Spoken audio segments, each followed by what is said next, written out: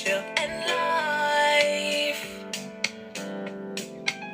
Let this light that's within me shine to the whole world, whole world.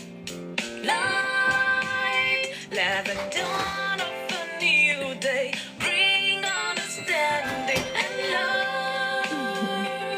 Hope inside. Good evening. Inside. Inside. Inside. Bringing hope and make you feel alright.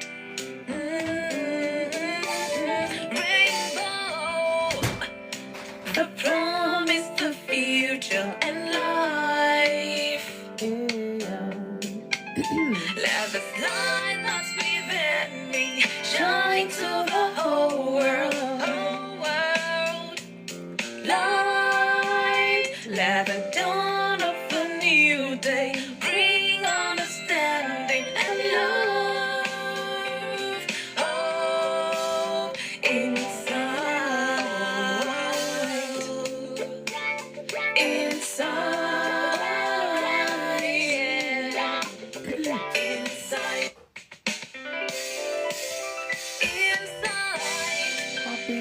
Happy Monday. I'm gonna say Thursday. Happy Monday, everybody. I think my mind is jumping. Maisie Star, I see you. Good evening. Help me share this live. I hope we are good. Start of another week.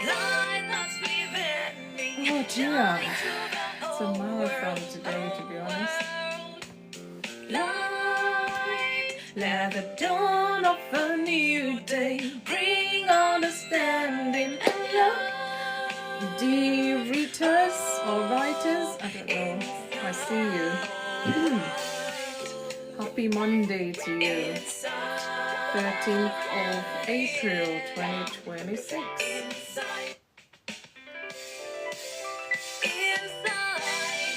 Yeah, please help share this live to your friends, your loved ones.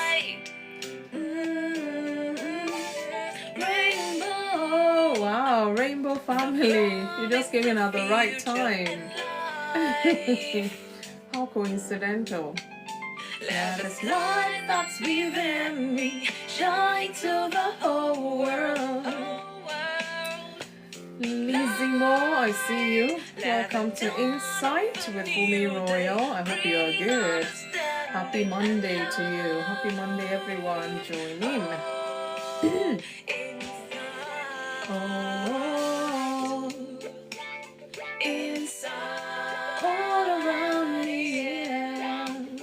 Inside. Yes, please, as you're joining, help me share this live. Help me share this live. Or you can start tapping, actually, whichever one is preferable. TikTok says if you start tapping, it's going to invite other people to the live to let them know something is happening here. Yes, it's a soft or subtle topic today. However, it can create havoc in the lives of people. So dare we talk about it here on Inside today. Let's talk about this, how it affects us, how it impacts us. Faith Kalu, I see you. Good evening to you. Happy Monday. You're welcome to Inside with FunmiRoyal. I hope the day has started off well. And to other people listening, actually, some people might be in Tuesday already. I wish you all well. Thank you for joining. Thank you for joining. We're talking about empathy today. Empathy. You may think, oh, what's that about? Well, you have to stay tuned. I'm going to try to break it down some more. Empathy. I think this one, our world is really lacking a lot of empathy these days. And you find out that people just minding their business, like, oh, okay, sorry, and off they go. But we need more empathy towards one another. I mean, this is the way God has designed us. And I'm telling them, TikTok says to encourage viewers to share the live and invite more friends. So please Share this live, invite more friends, and let them be part of our talk today. How does this affect you as an individual? How does it affect me? And how does it impact the world at large? True Love TV, I see you. Oh, thank you for the follow. Let me see if I can catch you there and follow you right back. Thank you so much, True Love. I hope you're going to stay for this program today. You're welcome. Yes, we're talking about empathy today. Yeah, how it affects us as individuals, how it affects our relationships, our life in general. Bang, I see you. Thanks. Bang Akila, I think. Good evening to you as you're joining. Please help me tap or share this live to your friends. Let's talk some more about this. I always say let us dare ourselves to do better, to live in better, to changing whatever it is that we need to change in our lives so that we can enjoy the essence of living. It's very crucial, it's very important. Empathy plays a huge role as long as you're human. I mean, you should have some ounce, I don't know how to measure that now, of empathy in you. Otherwise, it's going to be difficult to relate with people and it's going to be hard for people to relate with you.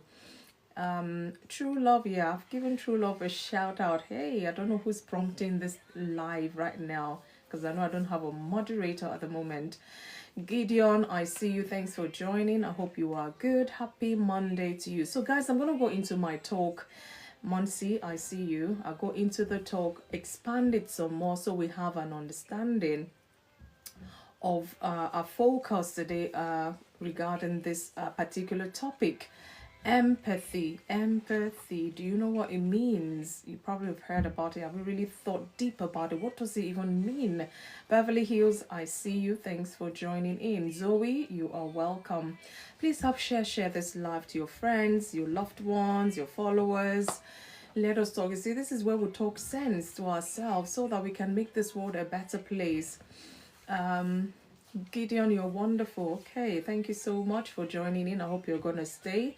Pepsi's Aesthetics, I see you. Yeah, good to see you. You're welcome. Please, like I said, help me share this live to your friends, your followers, your loved ones. Queen Consort, I see you. I'm going to break it down so we can have an understanding. And of course, as I speak, I always, implore us to kind of reflect, reflect inward first off. And trust me, I'm not sitting here to come and judge anyone. No, I'm just here, God's command, so to say. Let us reason together. There's certain things that we're lacking that we need to bring on board into our lives so we can enjoy life altogether.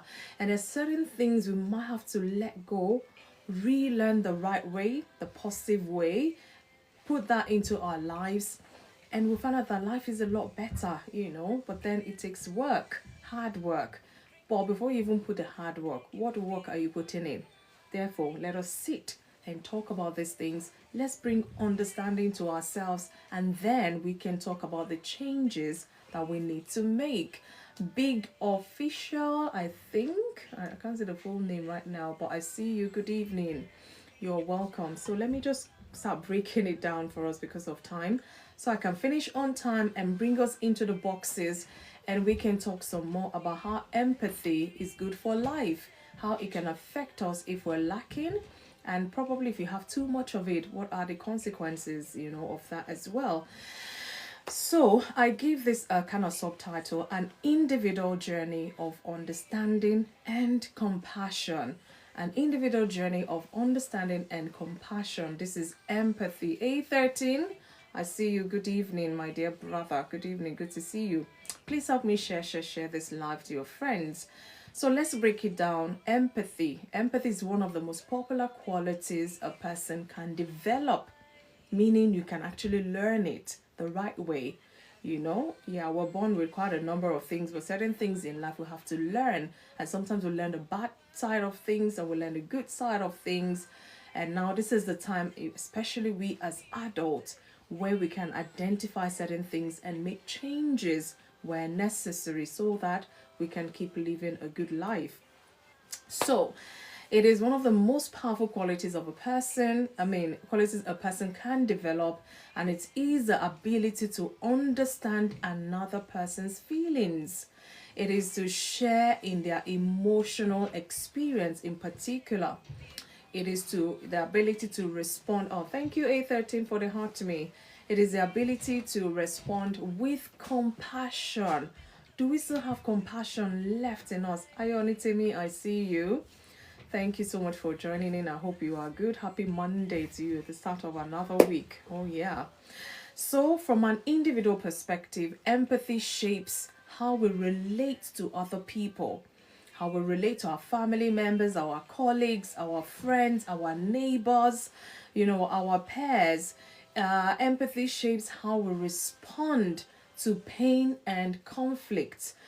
Empathy shapes how we build meaningful relationship, because it's very important. Relationships, all sorts, friendships, all the ships you can think of, you need empathy in order to function well in such. So in a world where people often feel unheard or misunderstood, empathy becomes very essential, because yeah, truly we go through different stages of life, different challenges in life at different times in life, and sometimes you're overwhelmed by whatever you're going through. You just need someone to be empathetic towards what you're going through, and you find that everybody's just minding their business, nobody seems to care. But empathy is very essential in our day-to-day living with one another, the way we relate and things like that. So we therefore need to find a way to nurture that in us. So what is empathy? I'm going to break it down some more. Empathy is the ability to step into another person's emotional world. Is the ability to step into another person's emotional world and understand how they feel. You may not necessarily feel what they're feeling, but at least you understand this is what they're feeling or how they're feeling, because you are empathetic towards them. And this involves listening deeply, being present, suspending judgment. When you're having empathy towards someone, that's not the time to be pointing fingers. I told you so. Yeah, and all of that. No. You need to understand what they are feeling at that moment. It's not the time to be judging them. But why did you do this? You should know better.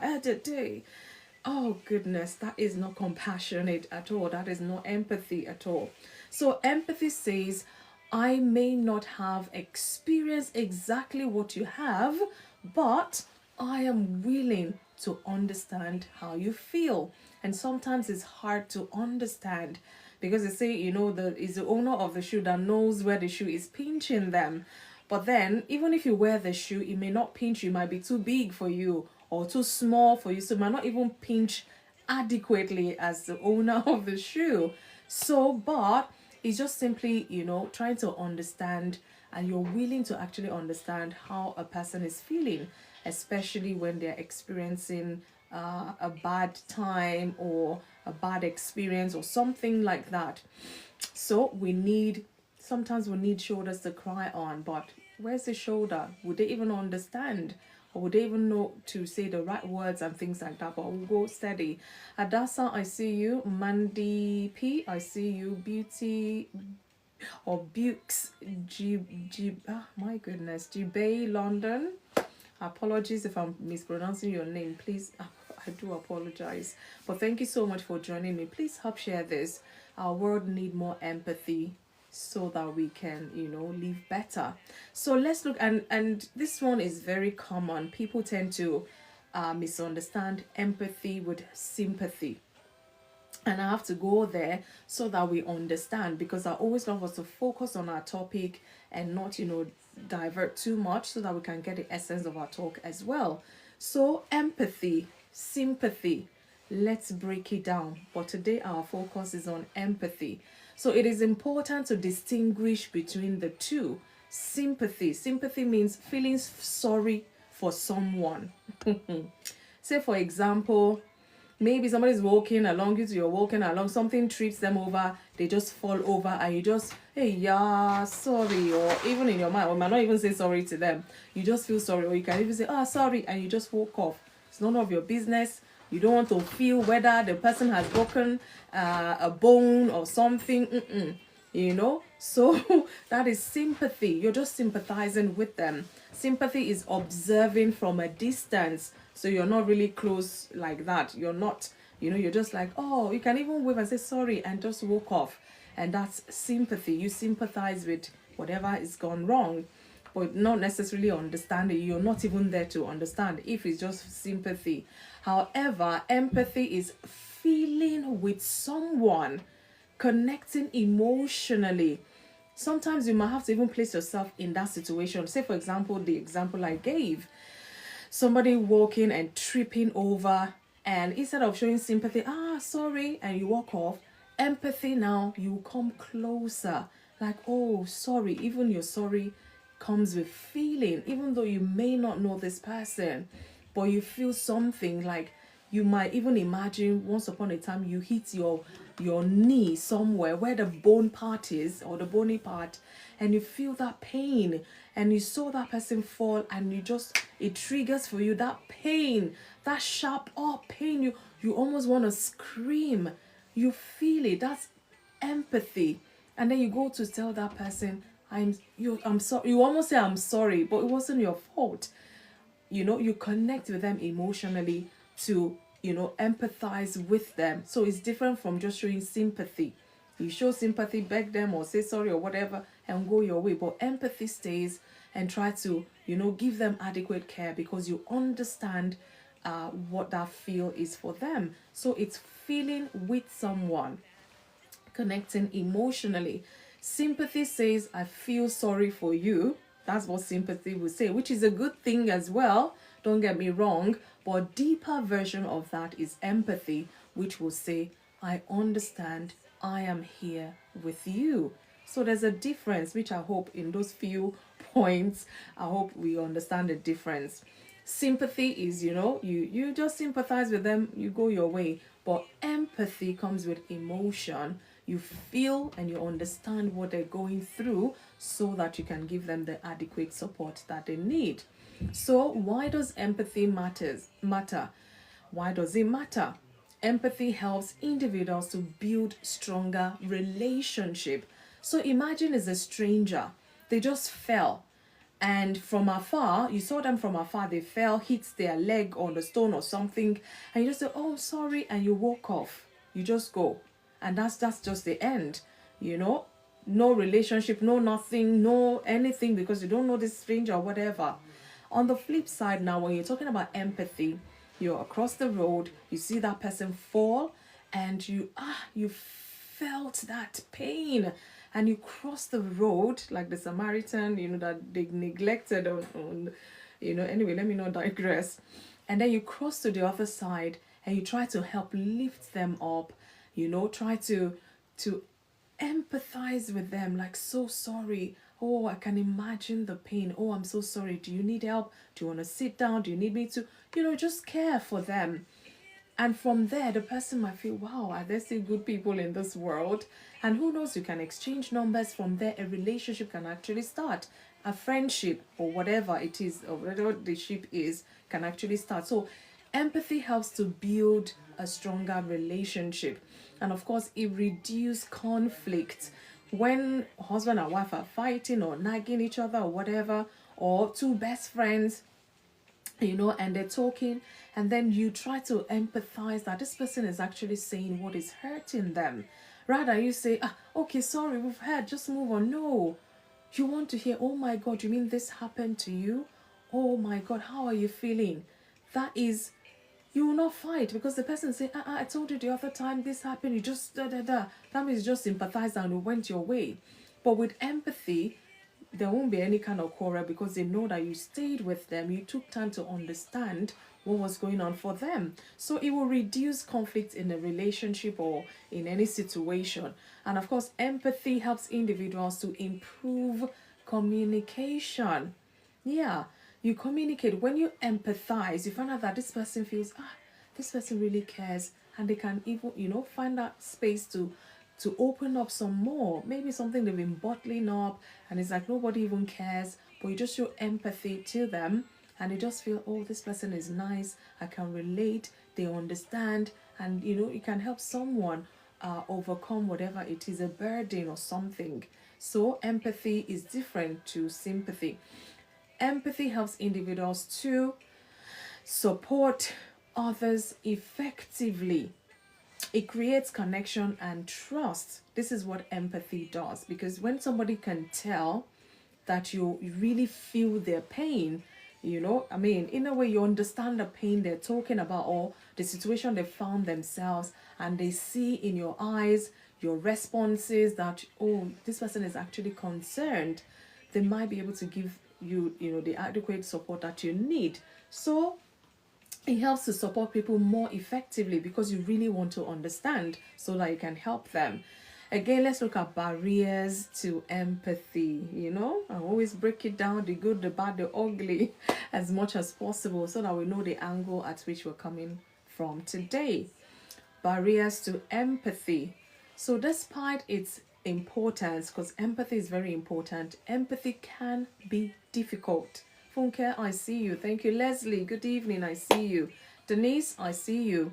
Empathy can be difficult. That's why I say if you're here from the start, it can be learned. It's something we grow to learn. So God help you. You have nurturing parents who are very empathetic, not sympathetic as such.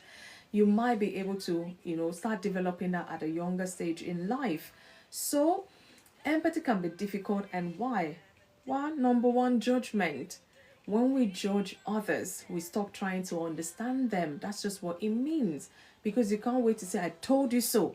I told you. When you say, I told you so, or you even understanding that they know now they've made a mistake or whatever, and they're just, looking for a way out. They're just trying to, pick up the pieces of their life, so to say, and there you come to be saying, good for you. Oh, all this, no, that's not even sympathy. That's not empathetic. That's not sympathy at all. So when we judge others, we stop trying to understand them. Judgmental attitude from people that you think they should show empathy towards you. So that can be a barrier, being judgmental. Again, barrier. Another one is self-focus. Being overly focused on our own feelings can limit our ability to see other people's feelings or to even understand what other people are feeling. So you're so self-absorbed, self-focused, and your very neighbor, imagine it's like having water now, and my neighbor, their mouth is cracked, they need water, they can't find water, and they just sitting next to you. They can't even open their mouth to say, please give me water. And then you turn and look at them, you just say, neighbor, why is your mouth so dry like this? Go and use Vaseline or something. Just give them water. But someone who is empathetic will know that, oh my God, this person must really need water. I have some here. Do you mind? Do you want some water? In fact, give them the water. Let them drink. It shows that you understand, and you can see that this person needs empathy. And that's why you can go beyond being focused on yourself and, helping that person. So being overly focused on oneself's feelings can limit ability to see other people's feelings. So that is a barrier. That can be a barrier, self-focus. Another one is past experiences. Oh, I can never overemphasize this. And sometimes I don't know why our brains cannot tell us that it was A that did this, not B that you're just meeting. Or is B that did this, not A that you left behind, or something like that. Past experiences, painful experiences, may make us guarded, and less open. Because I'll tell you this for free. Thank you for the heart to me. Elder Digbenga, thank you. This saying that once bitten, twice shy. Good evening, Hal. Good evening, sir. You're welcome. Happy Monday to you.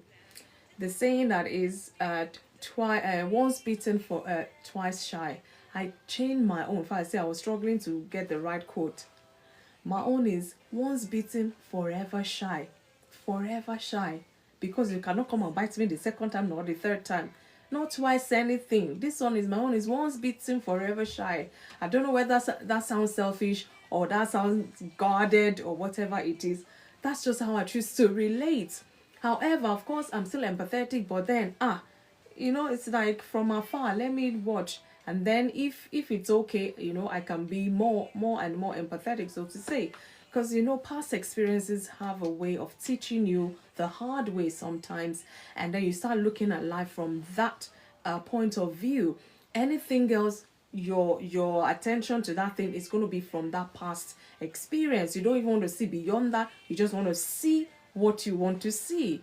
So sometimes past experience can limit how we give empathy to other people, and it can be a barrier, because sometimes God might even want you to be empathetic and support a particular person, but because you're guarded, you're less open, mind your business, everybody mind their business and things like that, and the person just suffers needlessly. Sandra, I see you. Sunflower, good evening, you're welcome. Another one is lack of emotional awareness. Some people are, I don't want to say dead emotionally, because that seems like an extreme, but they're not just conscious, or they're not emotionally aware. So if we don't understand our own emotions, it becomes harder to understand other people. Somebody, in fact, I don't know why this particular example comes to mind. Maybe a congregation member that is so hungry, they're starving, probably homeless, and they still manage to come to church. After church, something, they go and meet pastor. After, you will even give, if it's money to eat a meal that day or something, you now go and meet your pastor, and you say, pastor, since 2 days I've not eaten, and you manage to even come and trek to church today. It took me that, and you talk, pastor, as I'm talking to you, I'm so hungry. And the pastor says, my son, kneel down, let me pray for you. Father, in the name of Jesus, provide for your son. The person will look at you like, pastor, I just need food. Even if it's to give me a token to go and buy food. I mean, that would easily have solved that. Perhaps the pastor does not have enough empathy, or cannot even understand that this person, it's not even prayer time. You forget prayer right now. They need food before they can collapse in your office. It's food that they need. But some people lack emotional awareness. So if you don't understand your own emotions, I really want to imagine how that pastor himself manages his own emotion. If he can't manage it or understand his own emotion, it will be harder for them to understand other people or what they need in support, when they come to you. So lack of emotional awareness can be another barrier. There's so many other barriers, but you get the gist I'm trying to put out there. Please help me share this live. Share to your friends. Let us reason together. Let's reason together. Maybe it's time to heal from whatever past, experiences we may have had when we try to show empathy and it backfired. Shan, I see you. Relationship Clinic, I see you. You're welcome. Rufi, good evening. Thank you so much for joining. So I will have to go here because, there's so many Bible passages that we can use to understand empathy that we're talking about today. Say, what if the pastor too is hungry? There's a church this person has come to, and there's always a welfare committee. No matter how small that church is, people fall sick, these welfare people will go and see them.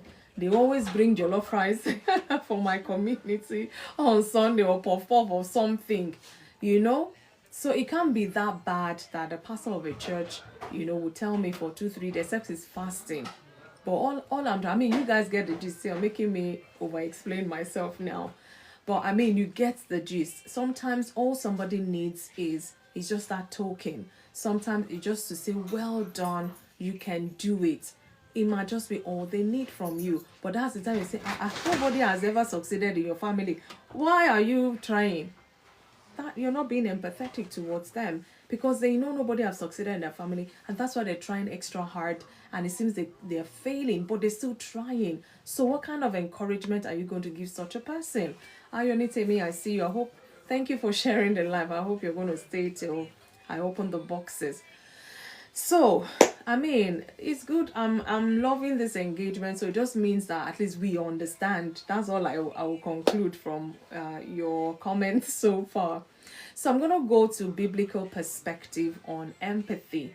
You're a human being that should show empathy, or that might show empathy, because it's not a force, it's not by force, but life can just be better if you're able to. Because if you want people to empathize with you, you also have to learn to empathize with people. Do me, I do you, God no vex in that regard. For those who know, they know. If you don't know, forget about it.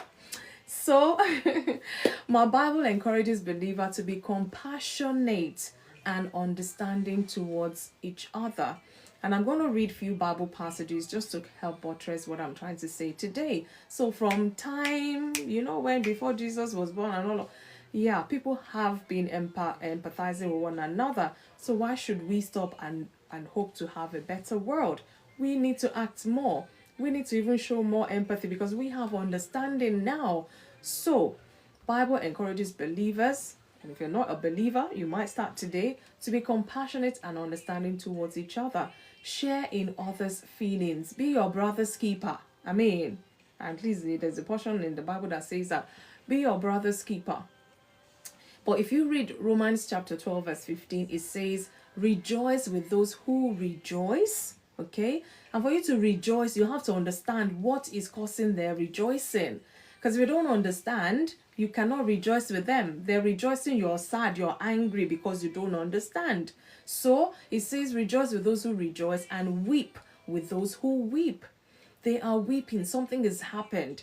And then, weeping is more of sorrow, not crying could be tears of joy or whatever. But when you say somebody's weeping, something, and no, miracles actually might make somebody weep because they're short of words. I get it.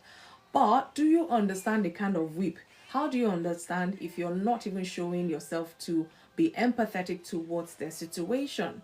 So rejoice with those. You cannot come and be weeping with those who are rejoicing. And you cannot come and be rejoicing with those who are weeping. They will look at you as, are you balanced? Are you okay? So to say. So this is a clear expression of empathy. Entering into another person's emotional experience. It could be challenging because I remembered a couple of years back, I had this client who came in with so much fear. And in my mind, of course, my mind was blank until they start filling it with their stories, and then we'll see how we can process and help them and all. And this client started talking.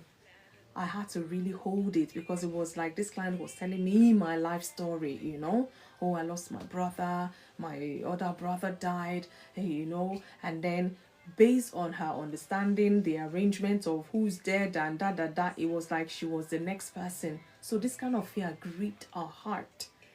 And guess what? I could bring the sympathy. I could bring the empathy. I'm not bringing no judgment because I was once in her shoes. Until I had to stand up and raise the mantle on behalf of my own family as well. So I get it. And, as they're talking underneath my breath, I'm like, Holy Spirit, you just have to help me comfort this person. Help me to help this person, and more so they're even believers. So I could actually refer to the word of God, which made my job that time so easy as well, and I could almost carry the fear they came in with. I could understand because I've been there. And that is my own past experience that has brought this enormous empathy towards this client as well. So, imagine the client talking and I'm just laughing. I've been there before, I'm laughing. How? Because I've been there before. Now I've gotten over it. But they are deep in it. So I cannot come and be laughing. I cannot come and be laughing when they're like fearful. Imagine that emotional expression. The client might just get up and walk away like this. Even this counselor needs counseling. So to say, isn't that funny? But it helped me to even be more attentive because everybody's case could be similar, but the experience is going to be different. We're different human beings, wired differently. How you're going to react to a situation will be different to the way I will react. But I want to understand. That's why you've come here. Help me understand so we can help each other process and break this fear away. So another one is to be compassionate and be kind. This is what my Bible, suggests to us as human, because God knows the way we are. When we're not in His presence, we are not compassionate. We're not kind. That's just the truth. And this is the word of God admonishing us all the time to be compassionate and to be kind. If you're compassionate and kind, tendency is you have that empathy I'm talking about. So if you read Ephesians 4:32, it says, and be kind to one another, tender hearted, forgiving one another. Empathy requires a tender heart. If your heart, your heart is hardened, you just be sympathizing with everybody. That's what you will do. You sympathize, you go your way. You don't have nothing to lose. You just sympathize, go your way. Even that sympathy cannot be bothered. But empathy requires a tender heart. If you have a tender heart, you'll be able to understand that this person, my goodness, you can't put into words, but you can feel their pain. You understand their pain, and you're now compassionate towards them. You're kind-hearted towards them. It's true. Again, look out for others. This is what my Bible is telling us. When you're looking out for somebody, you must have some sort of empathy to look out, to care, not just sympathize and walk away. Philippians 2:4 also says, let each of you look out not only for his own interests, meaning look out for your interests, but not just only for your own, but also for the interest of others. And this is the word of God. Empathy shifts focus from self to others. They say, as you wish them treat you, or something like you treat them that way. I'll find the right thing. And maybe I'm overexcited now. The way you want people to treat you, treat them the same. If you want to sympathize, and they will sympathize with you. If you empathize with people, tendency is they will empathize back in return. So empathy shifts focus from self to others, which is very important. So let each one of us look out for our own interests as well as other people. This is what my Bible is saying. Another one, final one, well, so many, but because of time, Jesus even is an example of empathy. You remember the story where he fed 5,000 men with two loaves of bread and is it 2 fishes now? 2 fish, 2 loaves of bread, 5 fishes, or 2 loaves of bread and 5 fishes, or whatever. Yeah, where he fed them. Imagine when the disciples say to him, it seems that these people, we can't just give them the word alone. No, we need to feed them more. And Jesus says, oh no, the word is enough to feed them. Let them go their way. Let them go their way. And he did not collect that bread from the boy to bless it, to feed everybody. They even have leftover. So even Jesus empathized, because he could have said, the word, you guys cannot pay for this word I'm giving you to give you a better life, and all of you can't pay. Imagine if the 5,000 men were to pay for the word they're hearing, like some people would do. I'm not here to judge anyone, but you get it. Like I say, if you don't get it, forget about it. Jesus did not ask them after hearing the word to say, oh yeah, you guys, give me money. You must pay for this word you've heard. Rather, he had empathy to say, these people are hungry. They say these people are hungry. We can't just send them on their way. They might faint on the way home or something.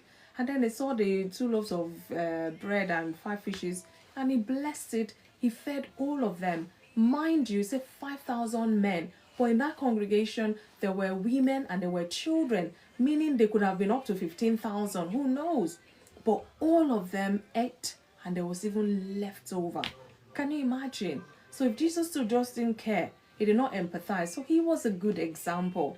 If you read Hebrews 4:15, say, for we do not have a high priest who cannot sympathize with our weaknesses. He can sympathize, he can empathize with what we're going through, and that's why he's there for us.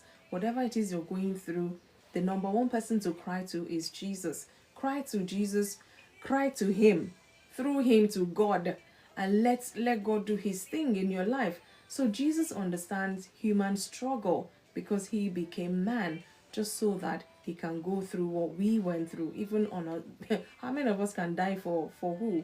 Exactly, tell me.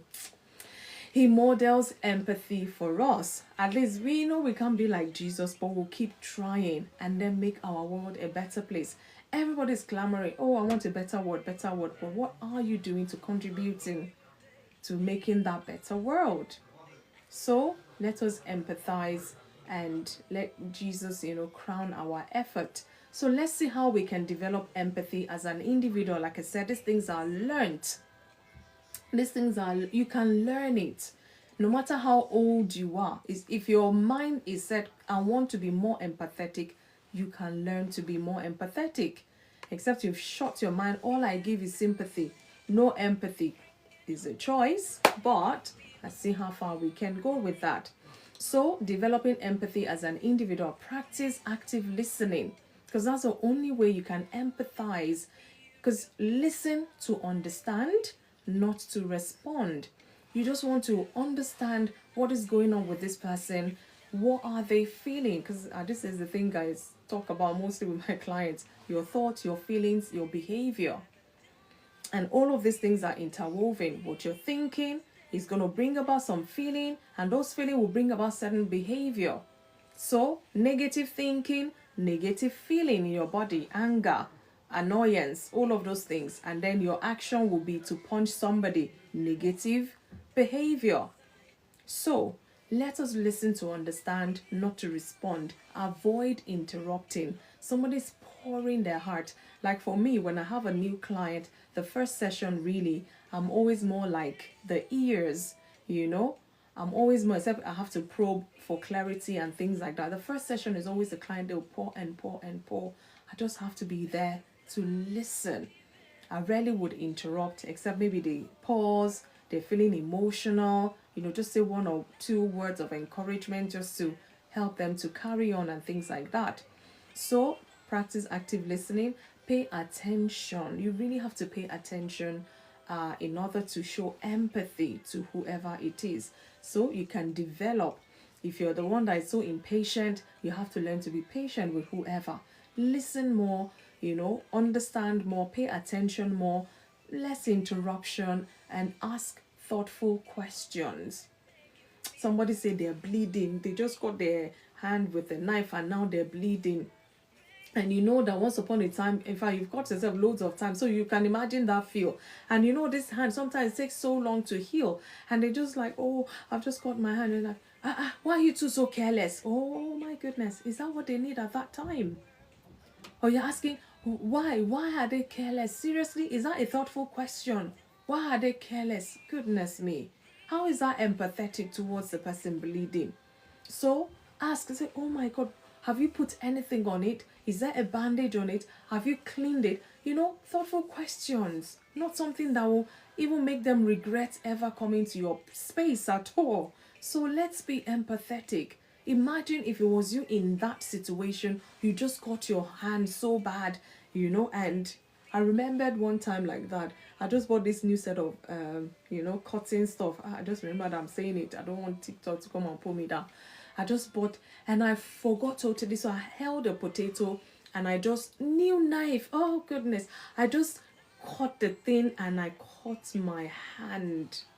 Jeez me, oh my goodness, oh my, it went so deep. And in fact, I don't even know how I did the cutting. It was like you were cutting flat like this. That was how it was like. So after treating and all, I remembered going to work on the Monday, and of course I was working with a sent child at the time, and the child is always paying attention, and he just saw, he said, oh, get bandage. At first I didn't understand, get bandage. I didn't even know it was for my hand. I mean, I treated already just for the thing to dry up. Imagine the child, get bandage, like it thought it was newly bleeding, and because it was so reddish, I needed air to blow, so I couldn't put plaster even at the time.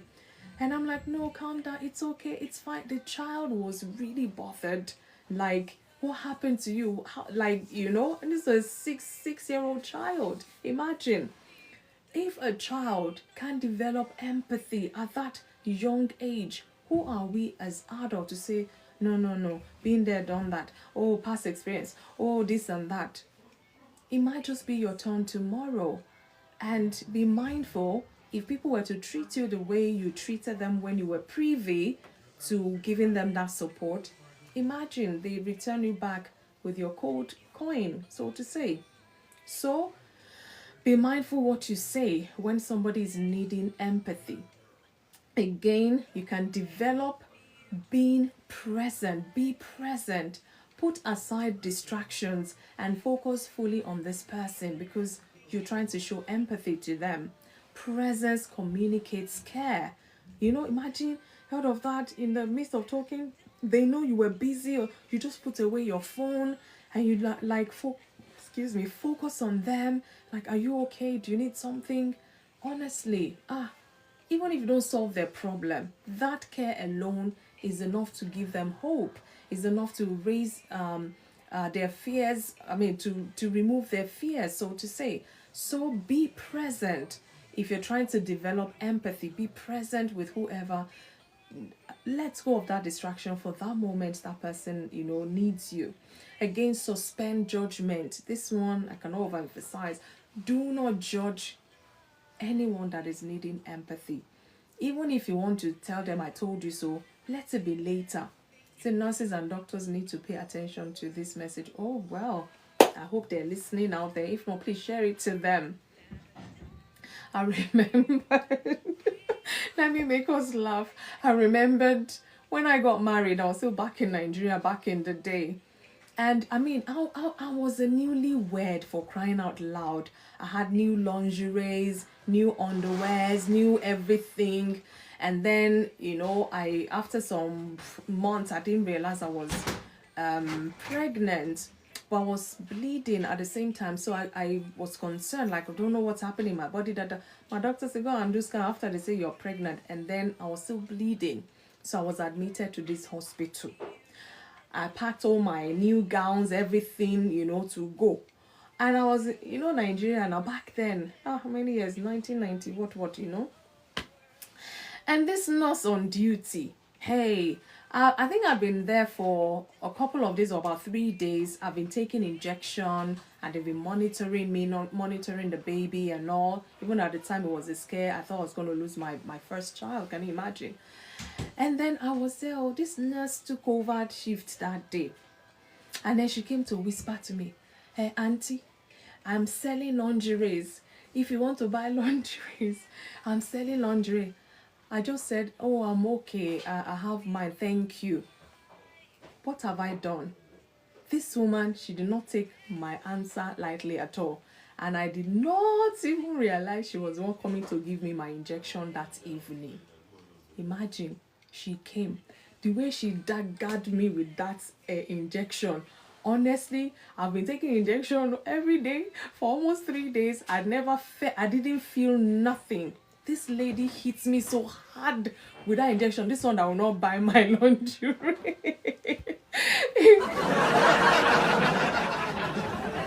Where is the empathy? Where is no sympathy, no empathy, nothing? She hits me so hard with that thing.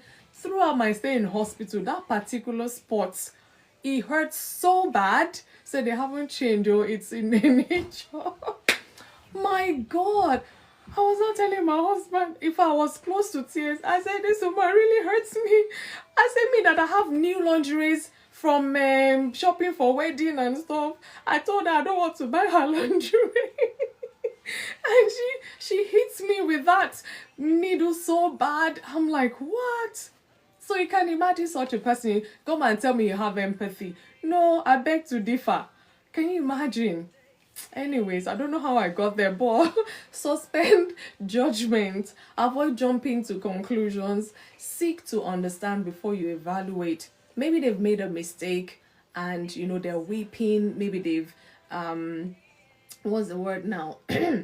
They overdid some. It could be anything, really. Say, I've had worse experience. Oh my God. Maybe we'll share our experiences on tonight. It was so painful. Talking about it, in fact. Anyway, let me leave it. I still remember. It was so bad. It was so bad. Anyways, don't judge them when they need empathy. There's certain things fine you want to correct and all of that, but there's time for everything. At that particular moment, they need empathy. Again, what was I saying? Developing empathy as an individual. Develop emotional awareness first for yourself. If you can understand your feelings, it'll be easier to understand other people's feelings. So understand your own feelings so you can recognize emotions in other people as well. You don't know why you're happy, you don't know why you're sad, you don't know, and then you see somebody that is sad and you're laughing. How are you like this? They will look at you. Can you not see that they are sad by the facial expression, you know? So you have to develop emotional awareness, which is key. Those are the clues you will know to say that I think this person is sad. It could just be a hug that they need. It could just be a word of encouragement. But because yourself, you don't even understand your own feeling. And some people are just different. They say when they're sad, let everybody just leave them. They don't need empathy. They don't need sympathy. They just want to be left alone. And at that time, you're trying to show empathy. It might come across as you're looking for trouble. So you need to understand emotions. Be aware of the emotions, you know. Again, another way is showing compassion. Respond with kindness, respond with care, and not criticism. Criticism will have its own place, but not at the time that somebody is needing empathy from you. You're not criticizing them. It's not going to help them feel good. And imagine if you're the one needing empathy and somebody's criticizing you, you're not going to feel good as well. So, last one is put yourself in their position. Ask yourself, how would I feel in this situation? I just jumped to my own note. How would I feel in this situation? I've just imagine, you know, as a young person or a teenager or just a younger person, then they will give you money, you'll count those pennies or whatever. This is your pocket money or whatever. Off you go.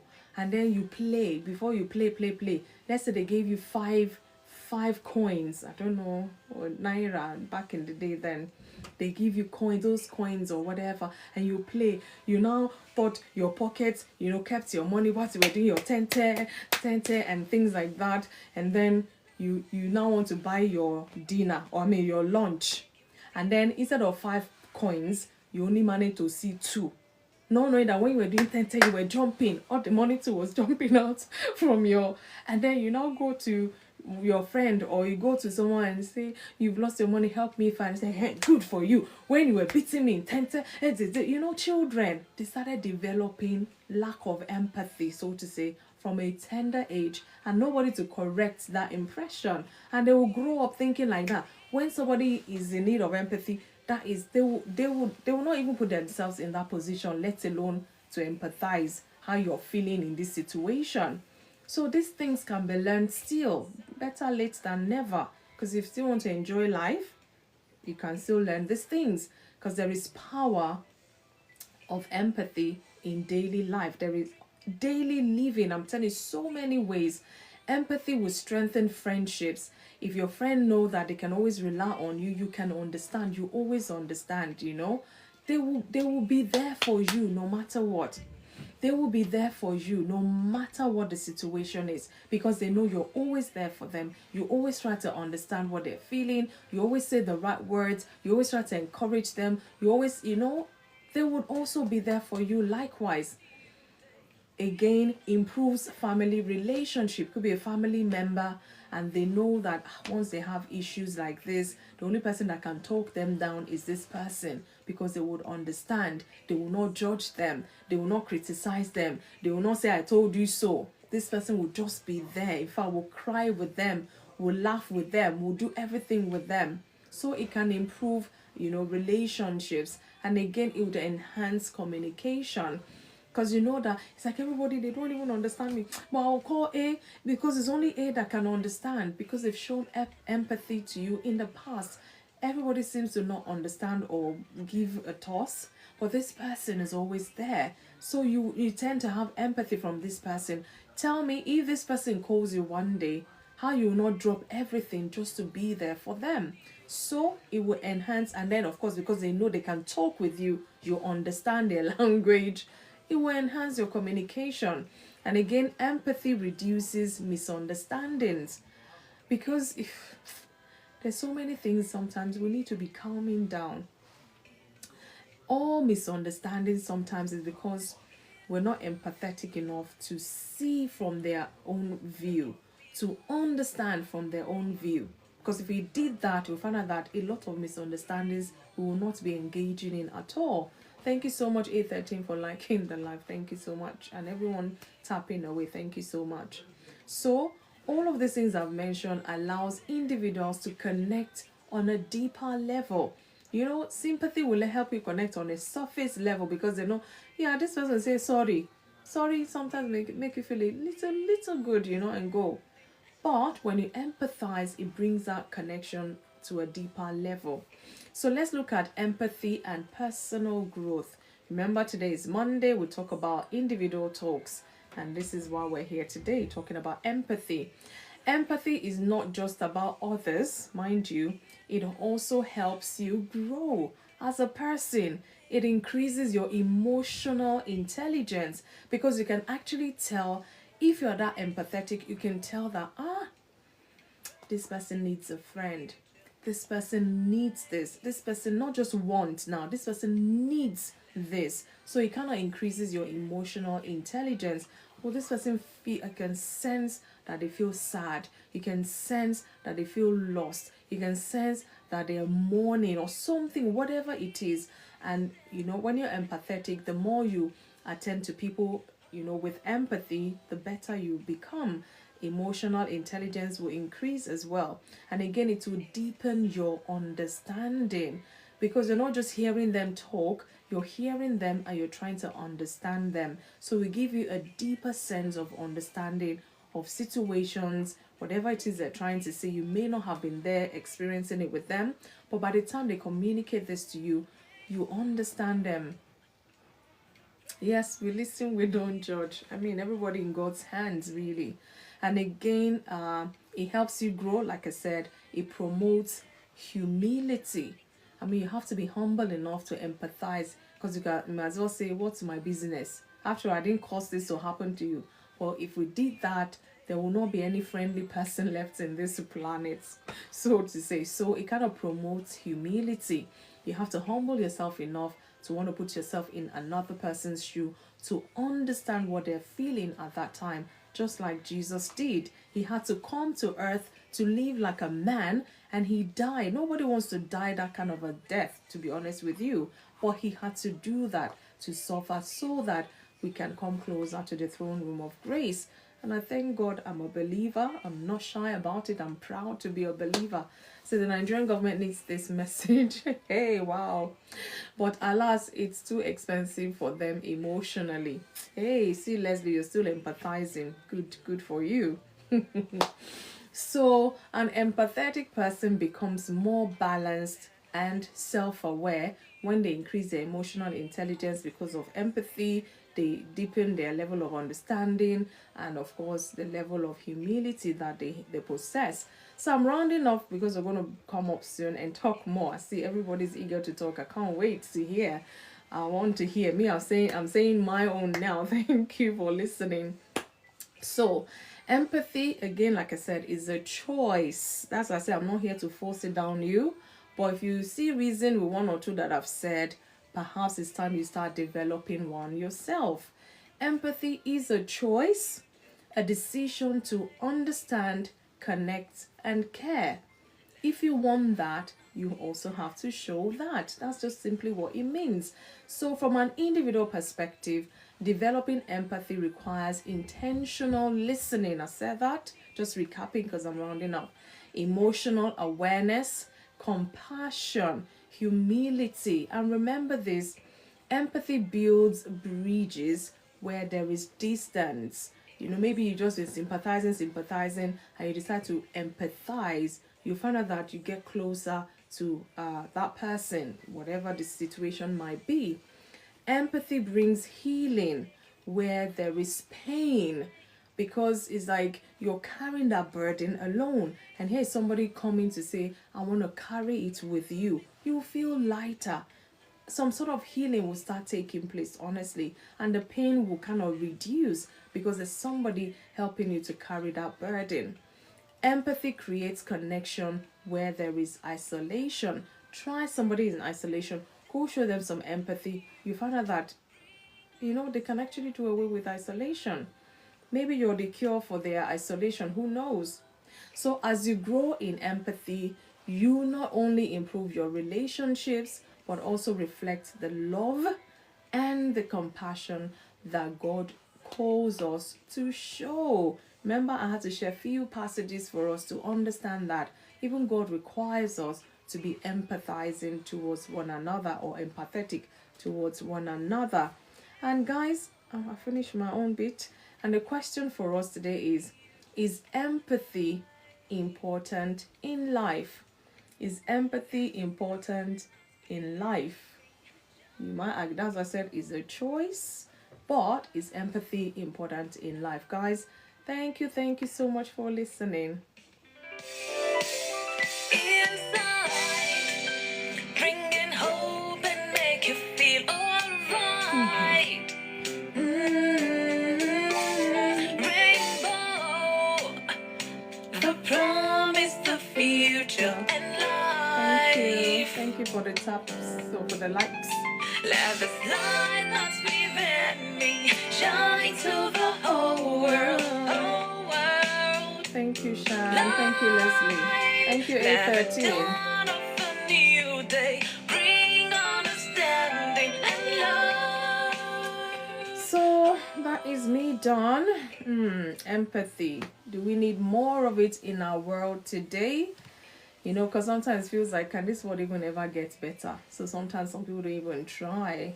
But I want my life, people around me, their life to be as better as possible as can be. So if it's me to show more empathy, God will have to give us that grace to show more empathy.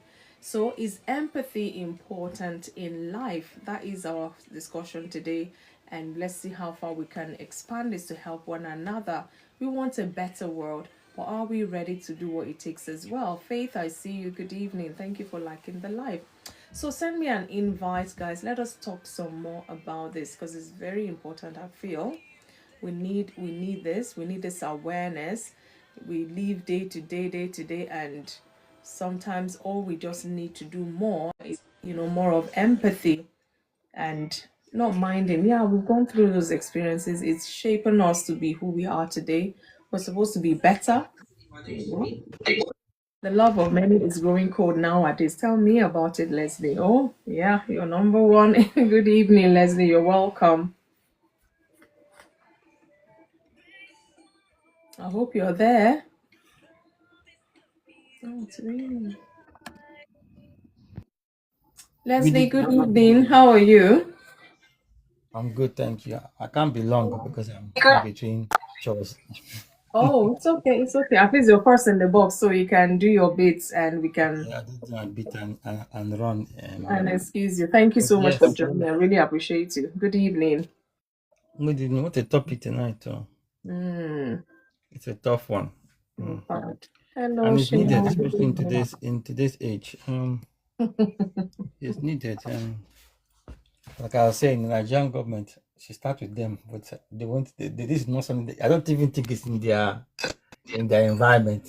At I don't even think it's all. in their thinking. I don't even think that if that word entered their mind, they will cast it out because it's not something they want to even see. But yeah, it's important. I think it starts at home as well. It starts at home, how we treat one another Thank you, Elder in our own Kenneth. homes. Thank you. I think sometimes at home we take each other for granted. So if someone is feeling some kind of way, we don't tend to empathize. It's a quality we don't tend to show each other, and we can just assume and not really find out. It takes work, it takes effort to be empathetic. Some people it's not in their emotional skill set. But I think to a certain extent we can learn, we can gain understanding. We don't have to know it all, but we can become aware of it.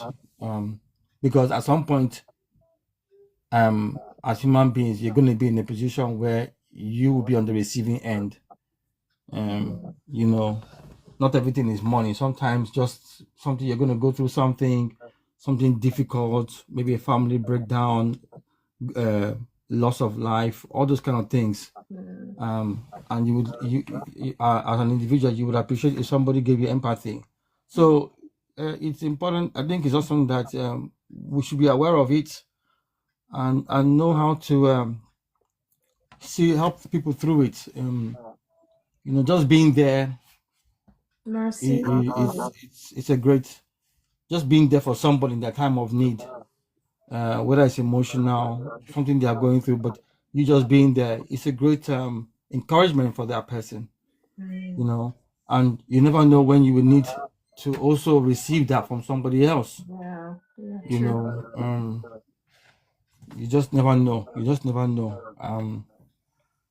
and no amount of money can protect you from when you're going through something that's difficult. We've seen certain individuals, they were caught in a scandal, and one of their friends stood up for them in a difficult time, even at the expense of their own career and reputation, and they stood up for them to help them through that situation. But when they were high and mighty, they didn't think they would ever be in that position where they would be caught out, and it would cost them. But thankfully, because they helped others at that in their own time when it was good for them, somebody else remembered them. Not everybody, but somebody remembered them. So it's important to just have that empathy, because you just never know. You just never know when you're going to need that support. You just don't know. No, no one is God. No one is self-sufficient to the point where they can take care of themselves in every facet of their life. We need to be patient. And again, as you're a Christian, myself, I'm a Christian. We know that even the God that we serve is empathetic to people. And yet, it doesn't have to be, it doesn't need to be, but he is. And if he can, sorry, Leslie, sometimes it's even obvious to you. You think this person does not even deserve this, but God is empathetic towards them, Yes. In fact, it's like he's looking for an excuse to help somebody. Sometimes some people that God is helping, I'm like, God, I wouldn't even touch that, but God knows what he's doing. But but it's important, because you just don't know when you are going to need somebody's help. Maria, I see you.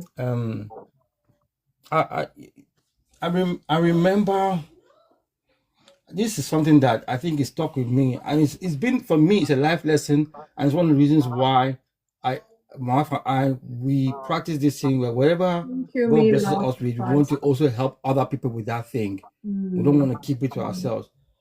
But I remember there was we needed something to get us. We needed a plane ticket to come to the UK at the time. That time my father and I were estranged at that time. And there was a woman that my father helped big time in her business, big time, to help her get visas to travel abroad and do some business. And long story short, we went to meet her because I knew her personally. I'd met her, and I thought that we were friendly to the point where, I knew her husband, they were very well to do.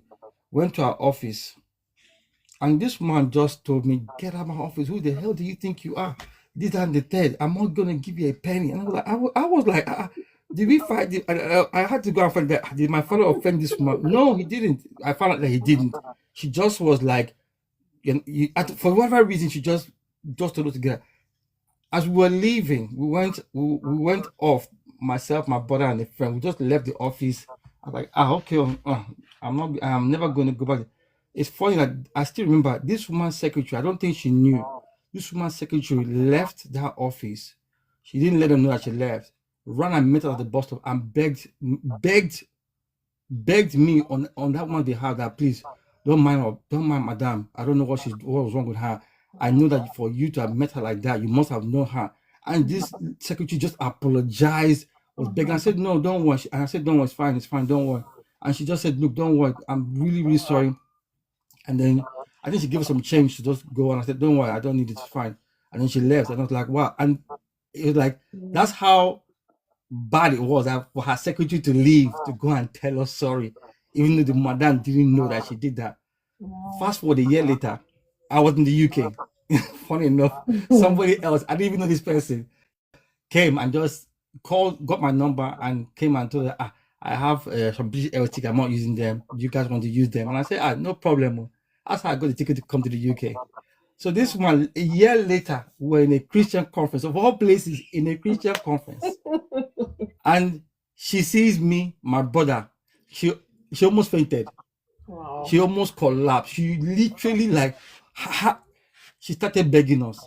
She started begging. I said, no, my brother, in fact, I was like, I was about to walk. My brother held my hand. No, just forgive her and everything. And she was like, I'm so sorry. I don't know what go over me. And I said, no, pride was getting over your head, but don't worry. And she was begging, and so she was so apologetic and everything. She didn't know, and that I shouldn't tell my father what happened. I don't think I told my dad about it. I think maybe later on, but this time, but I don't think my dad ever knew. Yeah, and she, so this type of empathy, you just never know. You just never know. And I think there's a scripture, I want to finish it. I think it's in Proverbs chapter 3. It says, do good when it is in your power to do it. It's a scripture. I will probably share that verse. That scripture ministers to me every single time, because that means that when you have the opportunity to help somebody, you may not always get that opportunity. And some of us think of it as, me helping you is you're doing yourself a great favor, because when you help somebody when you are opportune to do so, it's like you have given yourself a harvest in the future that is guaranteed. And there's nothing like when you have the means to do something, don't deny yourself the opportunity to help when somebody comes to you for help. Don't do it. You might think you're saving money, but you're not. Some of the people that have helped me in business today are people that I would never have known or gained access to if not for the things and the people that I helped along the way. And that's something that ministers to me. I was like, I always knew one way or the other, we're going to get favor to get this contract, to do this business, to be able to secure this funding. It's simply because when you have the means to do something, help somebody. That's part of empathy. You like to receive good things. You to be someone that like to give good things. Be someone that like to help people. Don't always be the one that is favor. Favor is one way. Favor is not a one-way street. You to be favorable to other people. Be empathetic to other people when they're going through something, because you never know when it will happen to you. Nobody knows. No one knows. And how it will happen as well. No one knows. So when you have the opportunity to help somebody in that time of need, do it. Do it. I'm not saying enable people, though. That's a different one. But if you know this is a genuine thing and you have the means to do it, go ahead and do it. I'll leave it there. Thank you. All right. Thank you, Leslie.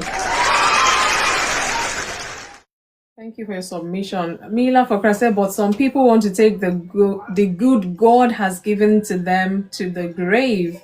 Well, is that possible? They're going to leave it. Somebody else is going to squander it.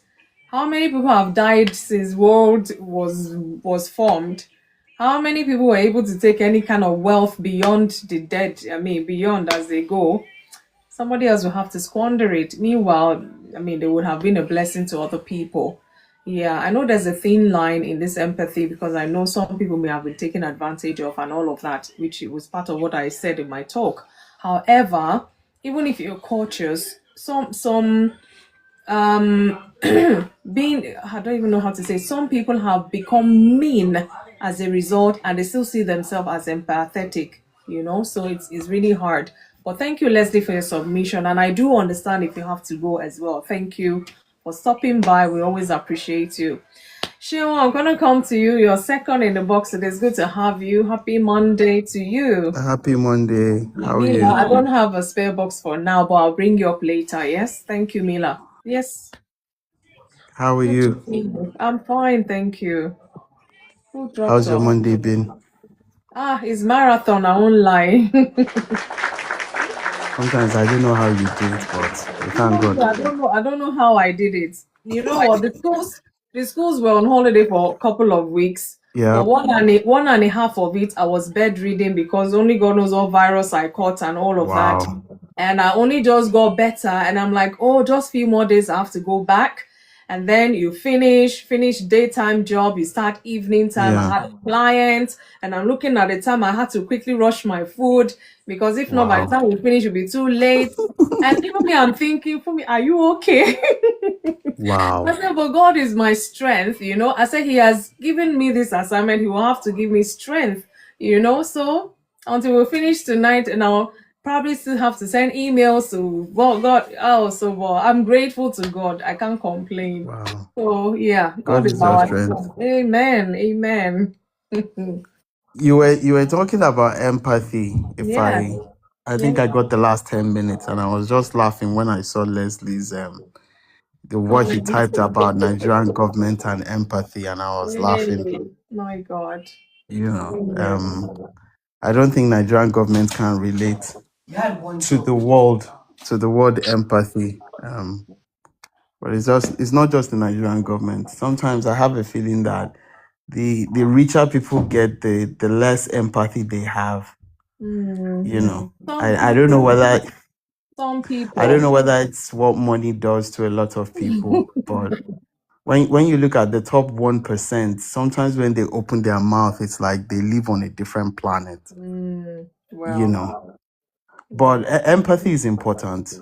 We all need to support each other, and everybody has their own cross that they are carrying, whether you are aware of it or not. of course. We all have our own trials and tribulations, and we can help each other by just helping each other out, no matter how little.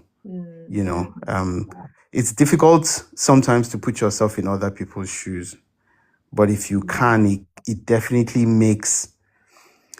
If you on a scale of 1 to 10, if you are angry on level 10, if you can put yourself in that person's shoes, even if your anger drops to 8, I think it's still progress, because now you can at least feel what that other person felt at that time. I think it's a skill also. It doesn't come naturally, because I think personally, You have to ultimately learn it. human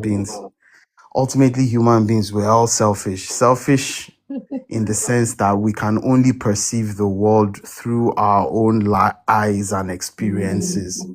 In as much as we say we can see other people's perspective, ultimately we can only see ours. But I think it is something that the older we get, the more it becomes imperative that we learn to put ourselves in other people's shoes. The other day I was talking to my mom, and she was complaining about somebody she kept calling, and the person wasn't picking her call and responding, and she was like, oh, she's not going to call that person again. And I had to tell them, first of all, you don't know what that person is doing. Second of all, you don't know what that person is going through. You can't just assume just because that person was online on WhatsApp when you were calling and that person didn't respond to your call, that person just chooses not to respond to your call. And lo and behold, the other person called, and the person told my mom why she wasn't able to respond to the call. And of course, she had, the complaint that she had was, irrelevant. And I was telling them, you need to learn to give people benefit of the doubt. You are not there. You don't know what they're doing, and you just considering that, okay, maybe it's not convenient for this person at this time. But if I give you this benefit of the doubt, it's like giving you a free voucher, even though I don't know what's going on. It's the kind of thing that happens when a friend of mine is saying, oh, I'm not going to call this person because this person didn't return my call. I'm like, if you have to start counting whether they responded to your call, then, and you can't give that person that benefit of the doubt, then do you two really have this relationship that you claim you have? I don't know. I have friends that I might not hear from them for 2 weeks.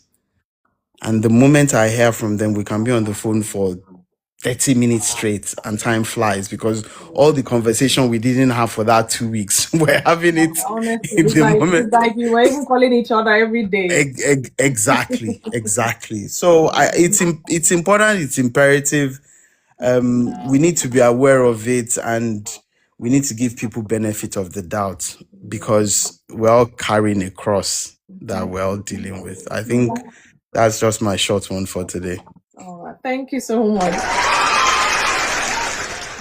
Benefit of the doubt. You don't know what they're going through, and you don't even want to understand what they're going through. And to even imagine they've come back now to explain what they were going through, and you still feel it's not justified. Well, everybody knows where the shoe is pinching, like I said. So, but thank you, Sheon, for that. So I guess it's important in life. Faith, I'm gonna come to you. Good evening. Hopefully, we'll make it even a shorter one today. Who knows? So that everybody can go and relax a bit before work tomorrow. Faith, good evening. I hope you're there. Thanks for joining in. Good evening. Thank you. Happy Monday to you. Happy Monday to you, everyone. Thank you. Um, All right. Thank you, Sheon. Thank you for stopping by. I just want to add, because you have said a lot of things, and I agree with what you were saying. I just want to add on, yes, of course, empathy, it's important. But I just want to add on, sometimes it's not words that shows empathy. Sometimes you can just be there on someone, and if you don't know the right words to say, it's better to keep quiet. As Christians, sometimes we think by showing empathy, you should try to comfort people with words, but sometimes the words, they hate more. There's a scenario, there's a man who lost his family during this Easter period. Oh wow. In a car accident. It was 5 kids and the wife. Oh my They God. died on the spot. That is And as Christians, people will be thinking they are showing empathy, what? but the words that you will be saying, sometimes it hurts more. Like someone will just come and say, it's God's plan, it's God's will. It hurts more. But someone will try to think, how can you say God's plan to see me in this pain? So sometimes you just need to be there and to be just need to just support someone. Because as Christians, we sometimes we judge.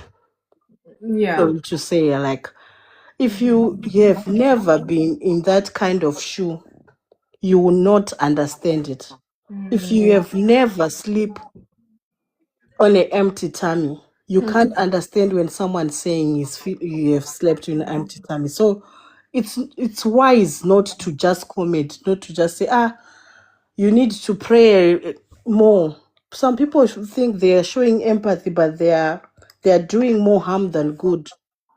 Like I've got my auntie, the child was misbehaving, and she was sharing with with a pastor that my child is misbehaving, and the pastor said, you are not praying a lot, you must pray more.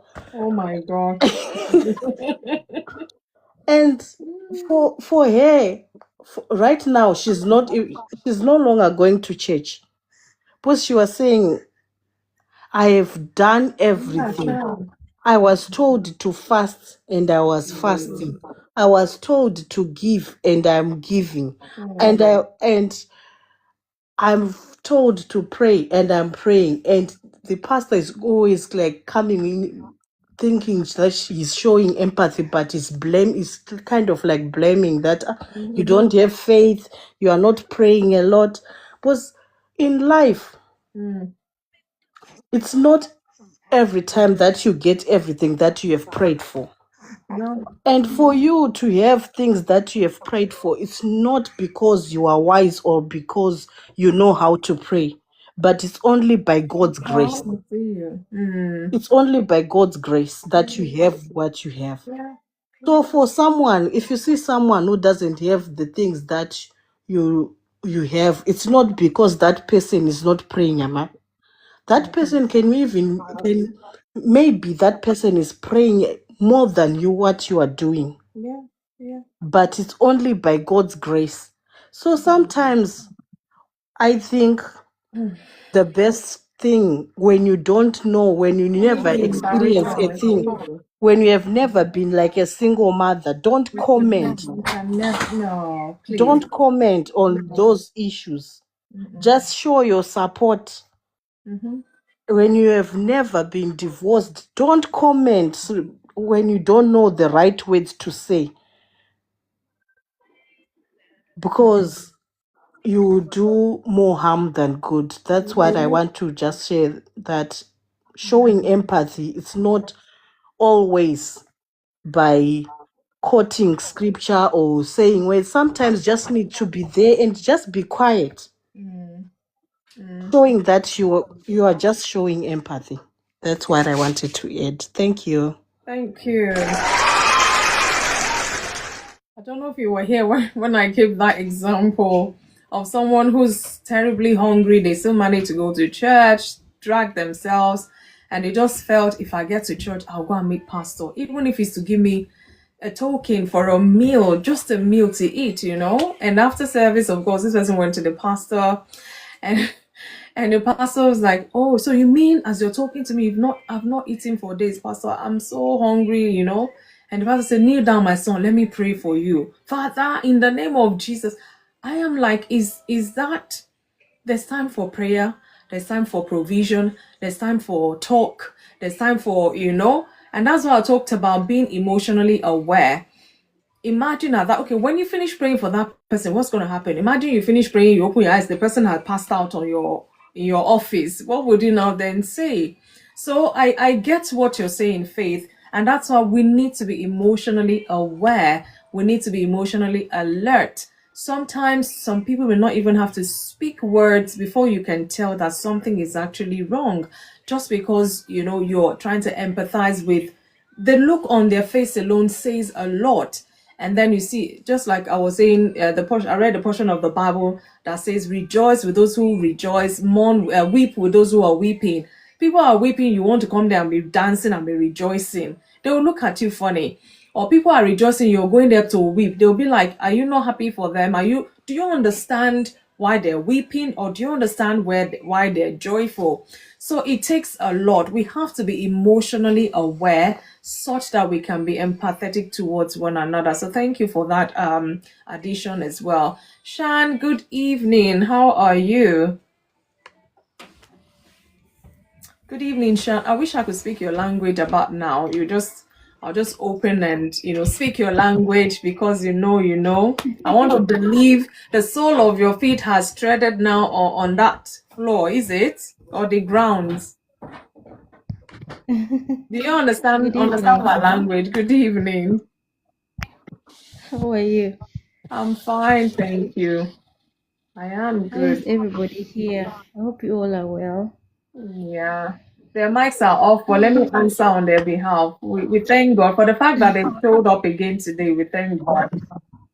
Good evening, my dear. God bless you. Good Amen. evening. Thank you.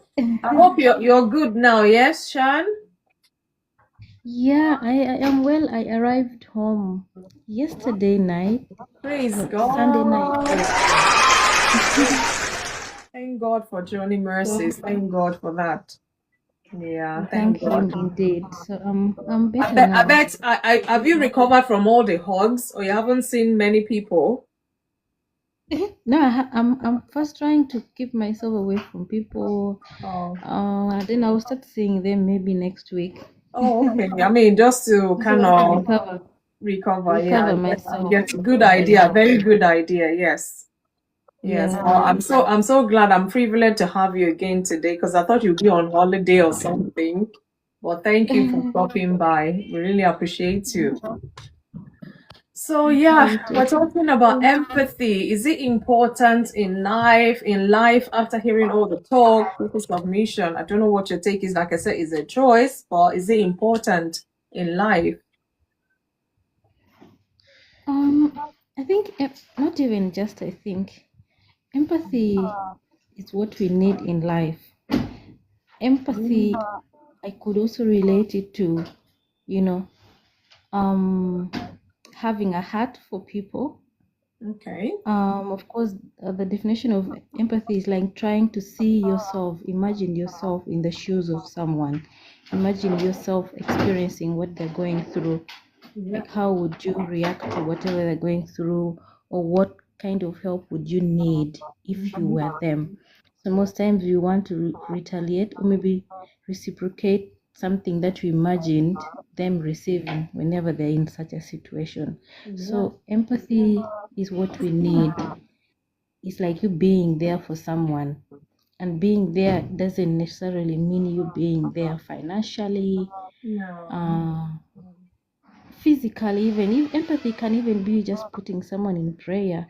I like what Faith mentioned. Joy. I really don't like these things. However much people say empathy is you putting yourself in someone's shoes. And most times we want to say that I understand what you're going through. I think one time I told someone, like, you totally don't understand. Like, my life and yours is totally different. And I felt like I was kind of bitter towards the person. But again, the person didn't know what really empathy I would need as a point of empathy. Because this is a person I knew doesn't even have a life like mine and a upbringing like mine, like nothing. Then the person tells me, I know what you're going through. I think that goes to what Faith mentioned, that sometimes we be very careful with words. I think most of the empathetic instances or maybe examples something can do for me is I would prefer you to just be there for me. But be very careful of the word, because you're telling me, for example, I understand. You don't understand, like I relate. What do you, and most times don't even tell me what you relate, like you don't even explain, you just say I relate. Like, what do you relate? What do you mean? Exactly. I mean, it can annoy you if you hear that, just like a blank thing like that, you Yeah, know. like blood, like I know you don't understand. If you relate, tell me what do you relate about or with what I'm going through. Let me understand at least an experience you went through that relates to mine. That, but don't just tell me I understand, I relate. You know, I agree with you. Like, what do you agree? So it goes back to the words you use, because most times we might think we're making them feeling better, but we're just making them worse. And Faith mentioned that at times we are indirectly even, causing more harm, like telling someone, you know what, I know times are hard, but I think what you should do now, right, is to pray harder. And yet I know I am someone who has been praying. I've been praying to God. So what do you mean? You mean like I've not been praying to God? Hmm.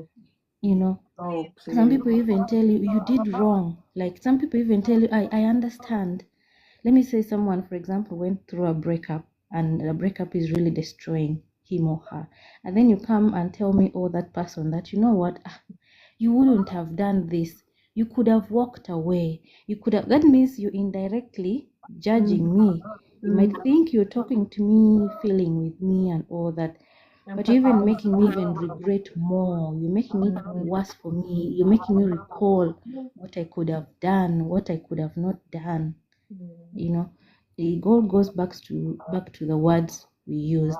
So I think empathy is important, but if you're able to empathize with someone financially, do so, but don't make it mandatory. And believe there are some people who would not even, to them being empathetic with you is just giving you money. And I think it's also important to try to get to understand what you think the person really, really needs to respond to that situation. Don't just go and think, okay, I'm going to dash money. Maybe, okay, even if it is financial, but don't assume that it's financial help they need. It might be just emotional. It might be just being you being there and listening to him or her even without saying nothing. Listening to that person pour out whatever is him or her without you saying anything, or not even giving money, not even your time, even just a phone call, you know. Um, Again, I think I'm just going to give a point of something that has happened in Uganda, maybe for some people who are a bit informed internationally. Okay. I wouldn't, it kind of relate to sympathy, but I'll try to bring the empathetic part of it. So on 4th of April this year, a man went to an early childhood and a daycare school where they teach young, where parents who are busy take their children under care and all the early childhood. I think you all know daycare school. Of course. And this guy murdered 4 kids, 2 young kids. I think the oldest was 2.5 years. I read the story that I think 2 days before he went to a school, pretending like he wants to take a child of his, and then he paid admission fee, but didn't even show up with a child. And then he wanted furthermore details that needed, I think either the headmaster or maybe the leader of the school. And then he was told to come the next day. So the guy went and the school trusted him. He went, I think he talked to the person. And then I think also the daycare is like they're a bit loud, they don't have enough security. You know, children stay out during break, like they don't even have enough caretakers. So this guy, after talking to the person from the office, and then he just walked towards, you know, where the kids were seated outside and stabbed 4 kids and they died on spot. It's making stories in, if you're to type on TikTok here, you're going to get a lot of stories. So then the case has been going. Okay, they arrested him. The community wanted to launch him, but anyway, there's a lot of stories about that. People even accusing the government. I just don't want to say a lot because there is a lot, but it was painful. Now, in such a moment, a parent whose child was killed. For myself, I might even empathize with the person necessarily without reaching out to the person. You just pray. Sometimes it's just prayers. That prayer, that deep, heartfelt prayer you're having for that victim, the victim, it can help. But now some people might go to the victim, maybe the parents of the victim, and then they start saying things like, okay, how I wish you had not taken the child to school today. How you get indirectly, you are, you know, making it worse for the parent. You're making it worse for the parent. Those are the kind of words that you're not supposed to say. So now back to the case. So the perpetrator had a court, I think last week, and the government directed that they have a public court session hearing for the very first time in Uganda. But now I watched the court session today, and I was like, people are not empathetic. Yeah, I know the government wanted some. That's why I was like, I don't know if it's sympathy or empathy, but I'm sure they also empathize with what the victims of the children. They want justice to be served. They understand. They kind of felt the deep cut. It went to the parents of the victim. So they wanted to see justice happen. But now there are a lot of things that I believe even wounded the parents of the victims more. The perpetrator, first of all, it doesn't happen with a lot of, you know, perpetrators. They even changed him into a very nice clothes.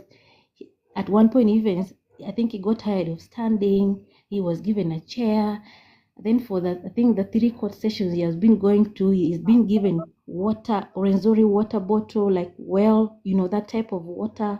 And then they're even giving him drinks. So do you think that is being empathetic to the victims of the parents of the victims? It's even hurting them more. It makes them feel that, okay, what are you trying to do, you the government? I thought you guys were empathizing with us, but now you're making this guy even more comfortable, proving that, okay, maybe what he did was right. Now again today I watched all the parents give testimonies, but the questions that were being asked by the lawyers, I'm sure they're all going to go back and even feel worse and cry. They're asking them questions that, you know, I think some of you understand court cases, how you ask, like they want to produce evidence, but the question that they ask, they even just wound you more. Someone is asking you, what time did you see the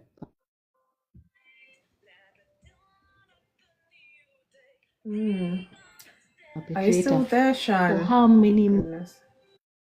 Okay. minutes? At that Mm. point,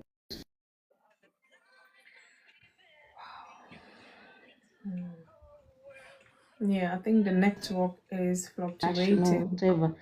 But they made it worse, I believe, for these parents, you know, and all the good things they're doing for the perpetrator and all that. I don't think it made it any better for the perpetrator. Actually, one of them fainted after giving her testimony. She fainted.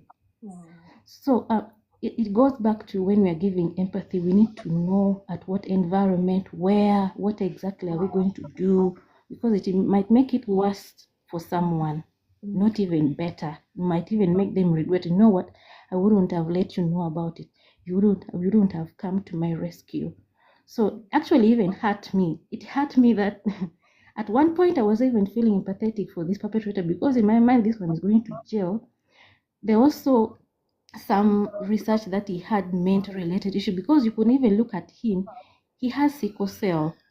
That guy, they did a lot of medical tests. He has sickle cell, and if you're to look at him physically during consultation, you could tell that he has some mental problems. But I did assessment of his mental state, and they proved that he's mentally okay.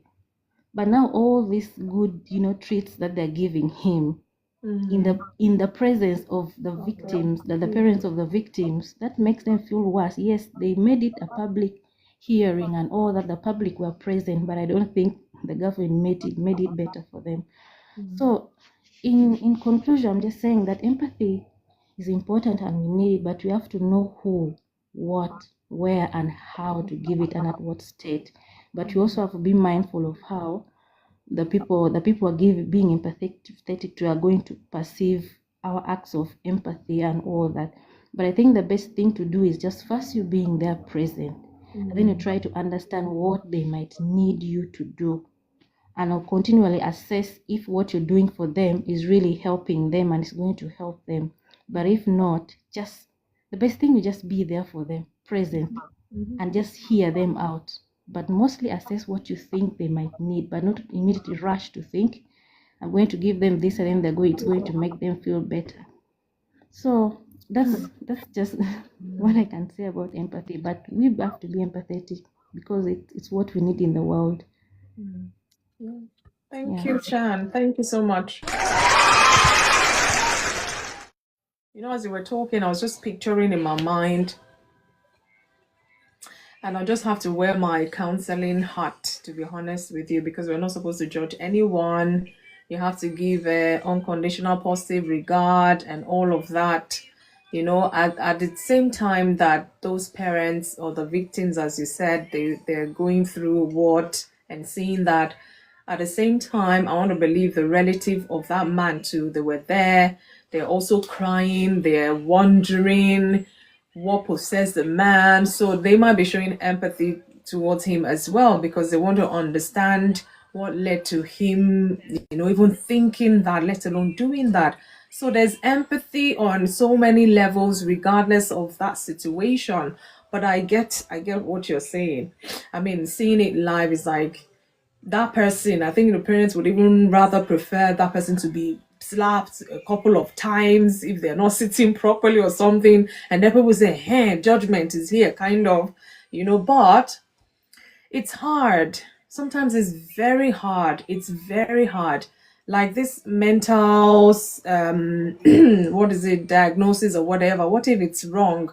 What if they just declared him mentally okay so that they can because I want to believe that somebody that's mentally okay would not do that. Do you understand? So I don't know how true or how one can take that into play, as in he's mentally okay, because I personally, I'm not there. I don't know, but I don't think that person is okay. So empathy, even Christ, he had empathy on anyone that has done the worst thing. Imagine the woman, the prostitute, they wanted to stone. He could have said, bring the biggest stone, let me throw myself and all of that. But Christ had empathy. And people were wondering, why would he say don't throw stones? And then they say, if you too, you're without sin, oh yeah, come and cast the first stone. So one by one, they dropped their stone and left. But I get it, it's so hard. And when I was giving my talk, I talked about past experiences. Some people have been empathetic towards God knows who, and they've beaten them many times again, and they just decide to make up their mind. They're just going to sympathize and move on. They're not going to empathize, because I gave us the difference between the two. So many cases, many scenarios that can come along the way. And that's why I said it is a choice. You can decide to show empathy to this person and decide to show sympathy to another. It's a choice thing. However, in our world today, for things to be better, for this world to be better, for humanity to be better, is empathy important in life? That is what we're looking at today. So thank you to those who have contributed already. Thank you so much. Let me see. Kenny, Elder Kenneth, good evening to you. Elder Kenneth, good evening. Good evening, also, and good evening, everyone above and those in the How, comment section. how are you? Happy Monday to you. So yeah, this one is tough for me. It's very very tough for me because I feel that this is what we are supposed to be doing, but due to the wickedness of the world, people just choose to be wicked. Because I'll tell you a story. Many years ago, when we lost our dad, that was 93. Hoping that the family member, as a young children growing up, we believe that they are one. Not until we lost our dad that we know that this life is deep and long. You know, the people that we put up, they all disappoint us. Fast forward to 2026. Yeah, my mother had a brother. He lost her elder brother. Now the story has changed. These are people who forgot us 1993, never show kindness, never show empathy, never thought that these children will become great. Today now, they are trying to look for help from our side, you know. It's like they are putting all the responsibility, all the bills on my mother. And my mother knows that she can't do it alone without her children. So yesterday we had a family meeting, all my late father's children. And the bill alone is about 2 to 3 million. And this is people who did not contribute a dime. We have to use the money that my father left for us to do our father burial. And we're all young and still going to school by then. Today now, the story has changed. Now, they didn't show us empathy. They didn't show us love. They didn't show us kindness. But now they want us to do what they did not do for us when we were young then. So tell me now, with the young boy growing up many years ago, I told my mother, I'm just doing this because of you. If not because of the love that I have for you. These people don't deserve this money that I want to give to you. Bringing out 2 million, 3 million for people that did not show empathy on us when we were young, where we don't have anywhere to go, where we don't even know our left from our right. We don't even know how to get the next meal of the day. So tell me, how can I show empathy to those kind of people? Because then they was not there for us. So at times, it doesn't matter what people have done to you, just because of the sake of Christ. You let bygone be bygone. You forget about this. Because that's why we have the Holy Spirit there that always says, hey, just let go. Because if you begin to think about those things, begin to think about the past, it will be hot. But as a young boy growing up, the memory is still there. The pains that we went through is still there. So one thing I want to tell every one of us, the life that we are living is like a ball, it's rotating. You can have today, tomorrow is not guaranteed. So show love and show kindness in any way you can help. It's just like our job that we are doing. Those that work in care in the care section. This is one of the thing. These are people we don't know for Adam. These are people we don't know. But because they are age, we need to show empathy to them. We need to care for them. We need to cater for them. We need to give the assurance that they are okay, that they are still alive. even though they know that things is not okay, but we still need to show them this empathy. So we should not feel that showing love to people, it guarantees us that because of what they have done for us, you want to revenge. Because a lot of people do that. Just let go and move forward. And another thing, not people that you show kindness to. Don't think that the one that will show kindness to you when you are in a difficult situation. God can use people that you don't even know to help you in a difficult situation. So for me, let's try and show empathy in any way we can. Even though the person want it, even though they don't want it. But just because of the sake of Christ and the sake of this, to make this world a better place, let's show empathy to each and every one of us. And as we do so, God will bless you, every one of us. God bless you, man of God. I don't have enough to say. God bless you. Thank you so much, sir. Thank you. As you're talking, a lot was just coming to my mind. Incidents, events, just past stuff that I'm like, wow, this God, eh? And one of the key things you said is the people you show empathy to might not necessarily be the one to show it back to you. It's like you're sowing a seed and you don't know where that seed, where it's dropped, is going to bring forth fruit in somewhere else. But the bottom line is sowing the seed. Just sow the seed as God will lead you.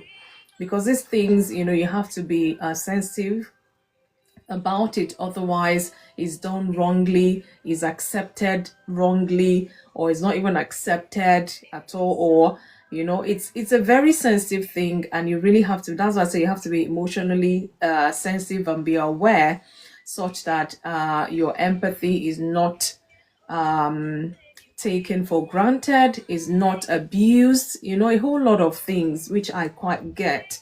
But still, the question is, empathy important in life? I'm coming to you, Susan. Good evening, and I'll walk my way back up shortly. Good evening, Susan. How are you? Hello, good evening. Good to have you. Happy Monday. Good evening. Good Oh, good evening. evening, house. Good evening, everybody. Please, if you're in the box, especially, let's keep tapping. I don't want anyone to be dropped, other than if you drop yourself, so to say. So please help me to keep tap. Like the live. That's all I'm saying now before they will give me restriction. So yeah, let's hear you, Susan. Is Okay, empathy is empathy important in life? Yes, no, why? Why not? okay. Empathy is part of life. Official Cynthia, I see you. May Ken, good evening. Mm-hmm. Empathy, I believe, is feeling with someone. Yeah. When you feel with someone, that gives you the room to connect with your emotion, that drives their behavior and often leads to compassion. So sometimes many people mistake empathy and sympathy Yeah. because I had to break it sympathy down is, today. yeah. So sympathy, you're just feeling for someone, while empathy, you're feeling with someone. Mm. Now, somebody giving a story to say, okay, somebody lost their bus pass, and then people came in, oh, sorry, sorry. What that person need at that time is not sorry, it's another bus pass. Yay. Just like the example you gave, somebody is hungry, went to a pastor. They don't need prayer at that time. What they need is food. Imagine Jesus did not feed the 5,000. He just prayed for them. What, we will not have that story today. And what would have happened afterwards? So sometimes we tend to empathize on the wrong thing and then sympathize on the wrong thing as well. There's you tend to connect with that person You know that, oh, this is sympathy, this is empathy. You're feeling with that person, you're feeling for that person. When they say sympathy, is maybe you feel sorry for the person. Mm-hmm. That's when sympathy comes in. But then when you talk about empathy, it's a different ball game altogether. Okay, I remember taking somebody, the person was just buzzing the bell, and then somebody just came, just turned off the buzzer and left without asking, why are you buzzing? What happened? No, no empathy at all. She just came, turned it off, and I had to speak up. I'm like, is that how you guys behave here? You didn't even stop by to like ask, why did you don't even know if the person is dying. You don't know what you just turned it off and left. Meanwhile, what that person need at that moment is your attention, and you did not give it. Mm. And then you now say, oh, you're going home fulfilled. You've done your job. Yeah. It relates to each and every one of us. You see people smiling every day. You think all is well. There's a picture I saw. The woman, she just gathered, she I think she took a picture, but in front of her, she was smiling, but behind her, she has wounds on her back, drip, plaster, Different blood time. on her back. So when you think of that, you're like, what is really going on? You now ask yourself the same question we were asked yesterday. How did you get here? Mm. How So, did you get here? sometimes empathy is, in fact, most times, or we should live a life, an empathetic life. But then some people take that for granted. Of course. Like the story Shan gave. Fine. Many people hide under this idea of mental health, Mm. and then they do something wrong. Instead of acknowledging what they've done, they now hide under that umbrella of, I've got mental health issue. Mm. You've got mental health issue. You left your house. You did not kill anybody in the house. You came out. Sometimes those stories, I don't know how the judges judge those things, because you have left the house and you met people on your way to that school. And then it is the children that you just decided to shoot. That's the thing that is going on in their head. In I their head know. is not saying to go and kill adults, it's those children. I know, I understand, but sometimes why I say people hide under that umbrella, because they just Of do course. a lot of things that are uncalled for. Mm. I know they have, some of them don't even have that mental health problem. They just take this mental health thing as an umbrella to do the wrong thing. Mm.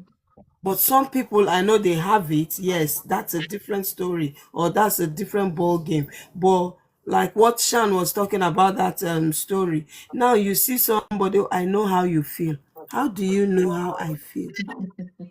Don't know. You don't know the shoe, the size of shoe I'm wearing. If I give you this, my size of shoe, it could fit you, but you might not be comfortable with it, because Yeah. there are lots of holes, there are lots of thorns in it that I am bearing, you cannot bear. Mm. So when people come to sympathize with somebody, oh, sorry, oh, for your loss, I know how you feel. I'm like, my friend, just shut up, because you don't know how I feel. The way you felt is when your own happened is different from the way I am feeling at the Definitely. moment. Definitely. But then when you empathize with somebody, you're putting yourself in their shoe, feeling what they are feeling, and you are able to relate. You're able to like converse and make a proper conversation, not just saying, I know how you feel. I know how you feel is not enough. It's not good enough to tell me sorry. Meanwhile, I don't even need sorry when you're empathizing with somebody. You're with them. You're trying to be in their shoe. You're trying to wear the clothes they are wearing, to feel it. But people just take things for granted. I just feel we need to be more empathetic in our lifestyle, in everything we do, everywhere, even the way we speak to people. When you talk to somebody, how would you feel if they talk to you like that? Would Mm. you feel good? If Mm. you will feel good, kudos. But if you know you're not going to feel good, why do it to somebody? Because if they do it to you, you won't like it. You say, do So unto others as you wish them do unto you. That was what I was looking for before I started mixed but up. people don't even think about that. They are like, let's just do it. Let's live and let die. We one thing must kill a man with all those nonsense proverbs that don't make sense. One thing must kill a man. So why go in front of the road now? Let Must trailer you hit die you. before your time then? That is it. So you don't know what people are going through. If somebody just comes and tell you something, empathize with them. Some people just laugh over people's issue, or you joke over people's problem, or you compare yourself, you compete with each other because I've told you my problem. Instead of empathizing with me and saying, okay, how do you want this to be solved? People don't even think about that anymore. All they think about is, okay, so okay, and then they will now go behind you and start talking about what you've told them in confidence. So we just need to be empathetic with our thoughts, our actions, our spoken words, the way we live our life. Because if we, I think if we live our lives like that, there'll be less problems. Somebody just shared, she said, you know what? If people live their life the way they live at work, bring that work lifestyle home, there will be peace. Because no matter how somebody pisses you off at work, you just swallow it. You say, Oh, you're lucky we're at work. You're lucky the cameras are here. But then when you get home, you now unleash. You now turn to dragon. Unleash the dragon. You are there. You cannot even Momzilla, Dadzilla. cannot take a simple joke. Every is, am I your mate? Am I your mate? Meanwhile, small girl at work will insult you, you will smile. Then you come home, just small joke, you will carry face. If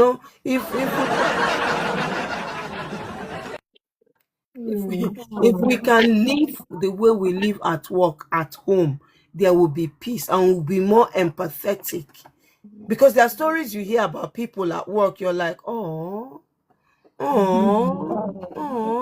But then when you hear that One at home, person at home. you're like, are you the only person? Now you be first. You never do anything Napoleon fit do. You just talk anyhow. We need to be very, reasonable when we are talking, when we are doing our things with people, relating to others. We just need to be reasonable, because if you're not, at the end of the day, it will just be chaos. So empathy is very, very important, and it should be part of our lifestyle. That will make a better world, and there will be more peace, less chaos. That's my own submission. Thank you. Thank you, Susan. I'm yet to hear somebody that will say we don't need empathy. Oh. Everybody seems to think empathy is important in life. Maybe, well, there's still few people, one, two, I can see three people to talk. Perhaps somebody is going to come and counter this. One of the things I said, it's a choice. It can be learned. Even if you don't have it, you can learn it. Some children are privileged to be brought up with that culture. Some is sympathy, only sympathy, and they grew up that way. So all you get from them is sympathy. Sorry, oh, off they go. Sorry, off they go. To get closer, to understand, to feel with you is like jargons to them. Is like strange to them. Even it's like what's that called? They only know sympathy.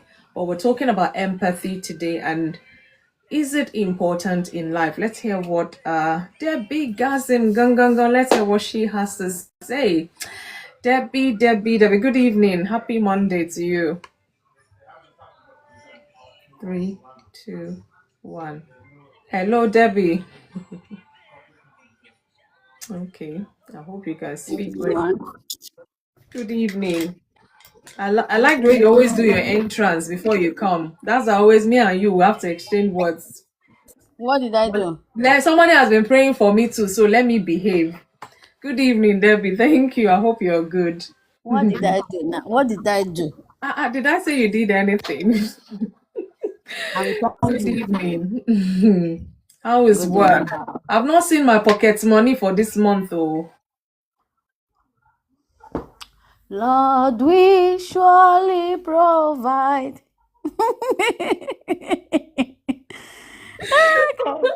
Eh?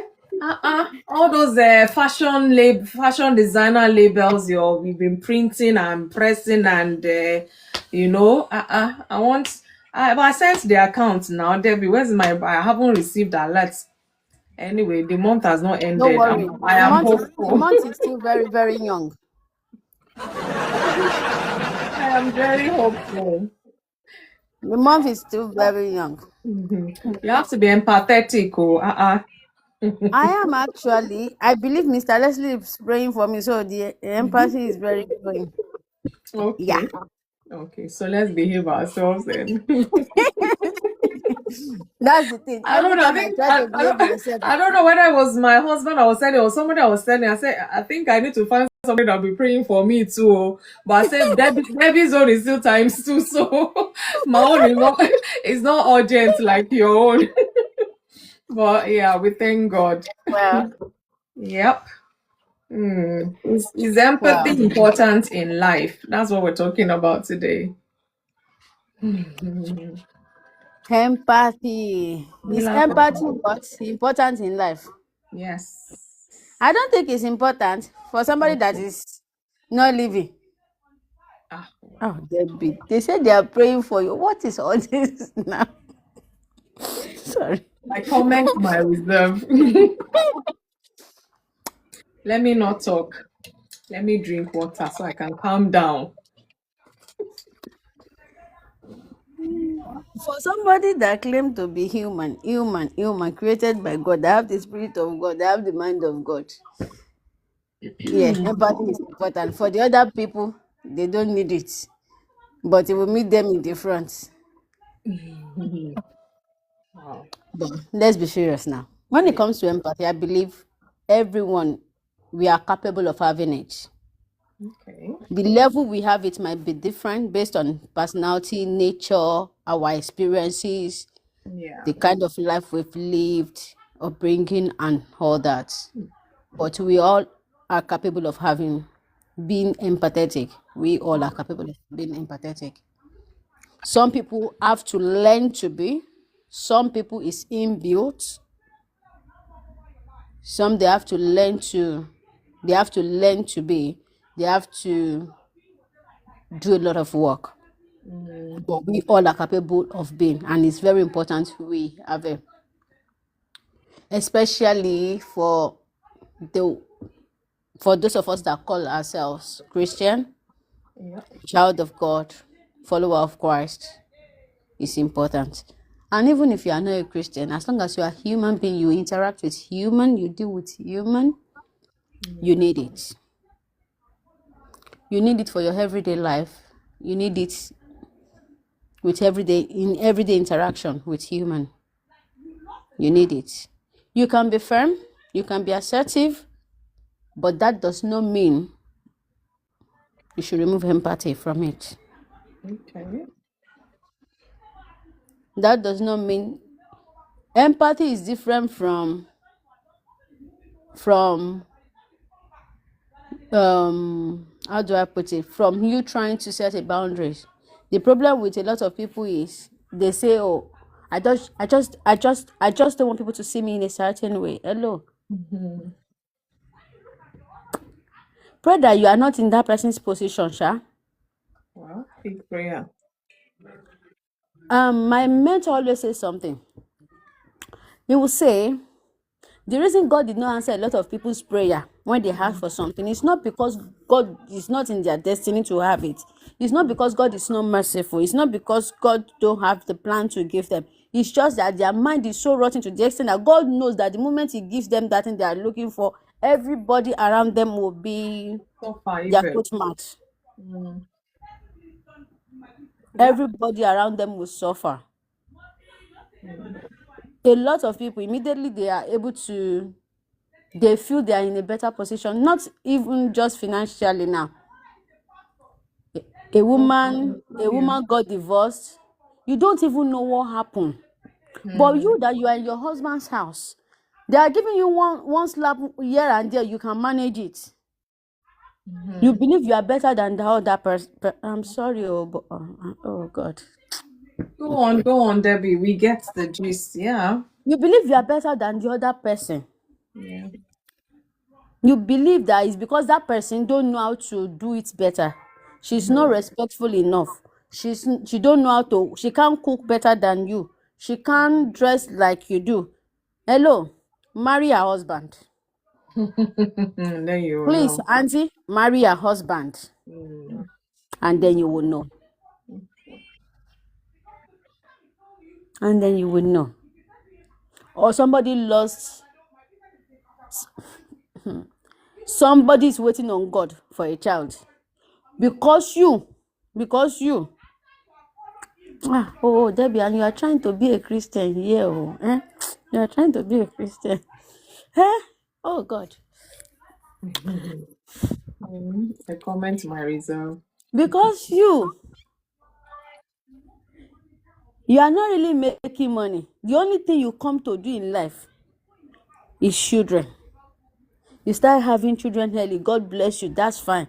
But after that children, that's all we can say about you. Mommy, any other thing apart from that title, you don't have it. But that person, you will say, because she only face money. She want to now. You see, she can't even have.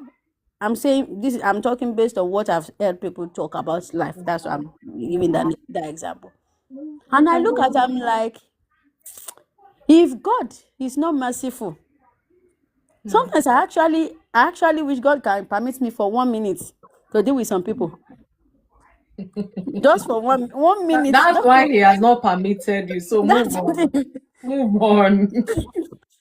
because you don't even know what that person is going through. You don't even know what their journey is like. And I think I don't know if it was Shan or Lady Faith that said something about when people say, oh, I know what you are going to, shut up. With all empathy inside of me, I said, shut up. You don't know. You don't know what people are going through. You are not in their journey. People only share part of what they want you to know, not the real story. I know, I understand what you are going through. I know you don't. Thank you. You don't. You don't. Let's take the likes off, please. Oh, I've been through similar. Shut up. That's not what we are asking you now. Mila, I'm not exact. The situation in that moment does not need you to compare what you have seen or you have been through. The level of our pain is not the same. The level of our emotions are not the same. Our mind is not the same. Even if the situation seems similar, it's still not the same. Kindness, we see you. It's still not the same. It's still not this. I think was it when my mom passed that somebody said, oh, I remember when, during that period, I can't watch any movie that contains a mother passing, a mother falling sick, that kind of thing. And one idiot will be telling me, when my mom passed, shut the hell up. Shut the hell up. Language. I'm sorry. But your situation is not my situation. No matter how similar No it is. matter how similar it is. Empathy is not sympathy. I think that's where the problem is. I think when We've people try defined it. We have defined okay, it too. when They're people not try the to same. mix the two together, it's when Then they want I'll to see you. say things that sound similar to what you are going through, just to make you feel like they understand it. No, that's not how it is. when somebody is going through, part of what makes you empathetic is when sometimes you just need to keep quiet. Sometimes all you need to say is, it is well. Everything will be fine. Everything will be okay. Even to some people, that one self. And that's why I said sometimes it depends. It depends on the The situation. It situation. depends on. See, there are some people in their pain. Don't talk to them because they can beat you there and there. In Some fact, people, when they are going through, don't talk to them because they can. Hey, you will go home with wound. It will shock you. it's true. Be mindful. There's some people, just be giving them water. Give them water. Give them water. As much as I've experienced loss, there's no how they will say me now. So somebody pass. My first reaction was,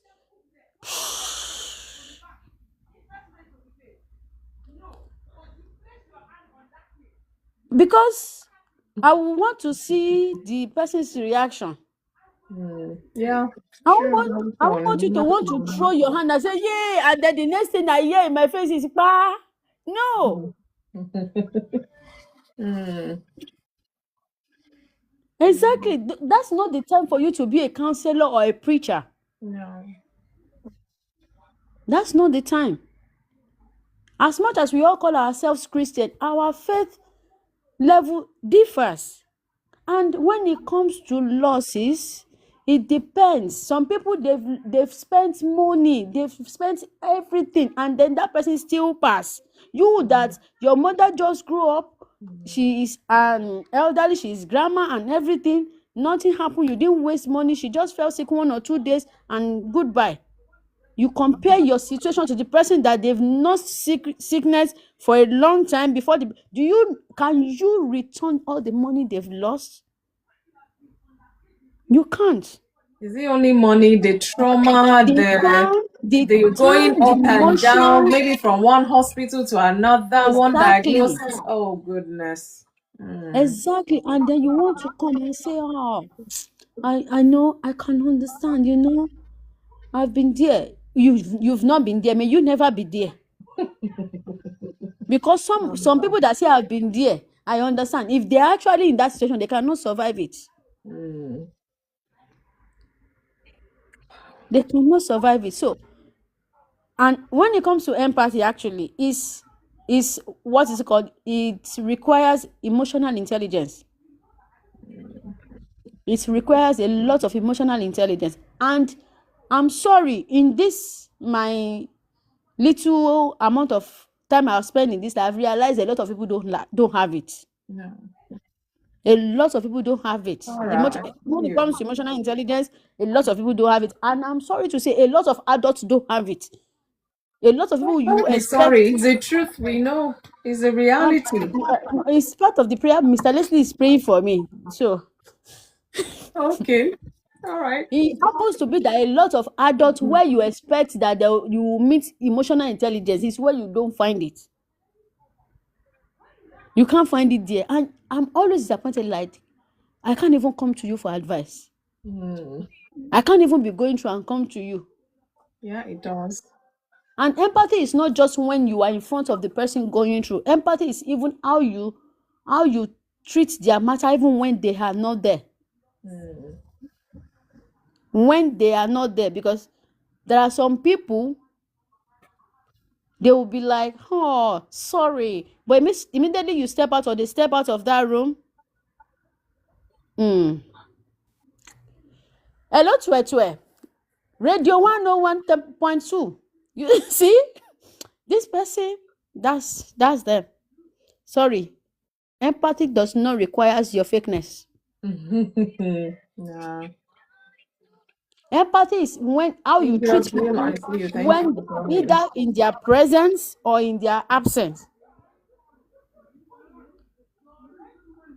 Empathy is how you feel about. The Bible says something about God. Is it God or Christ? That Paul said, we do not have a high priest who is not touched by the feeling of our infirmities. That is empathy. It's when you are touched by the pain the person is going through. You don't need to understand their pain. You don't need to be in their shoes. You don't need to have gone through it before Just for you be. to be human. Empathy is actually you being human. Empathy is you being human. And a lot of people still need to learn it in our daily life. You meet people every day. You meet people every day. How you treat them, how you approach them. There are some truths that you want to say to somebody that wrong you. That you say it and their self-esteem is still intact. Yeah. Some people they will say they want to advise you, or you wrong them. They want to talk. By the time they finish, you have to be questioning your self-worth. No. Mm-mm. So empathy is in every aspect of our life, in our words, in our action, in our doing, in the way we treat people. It should.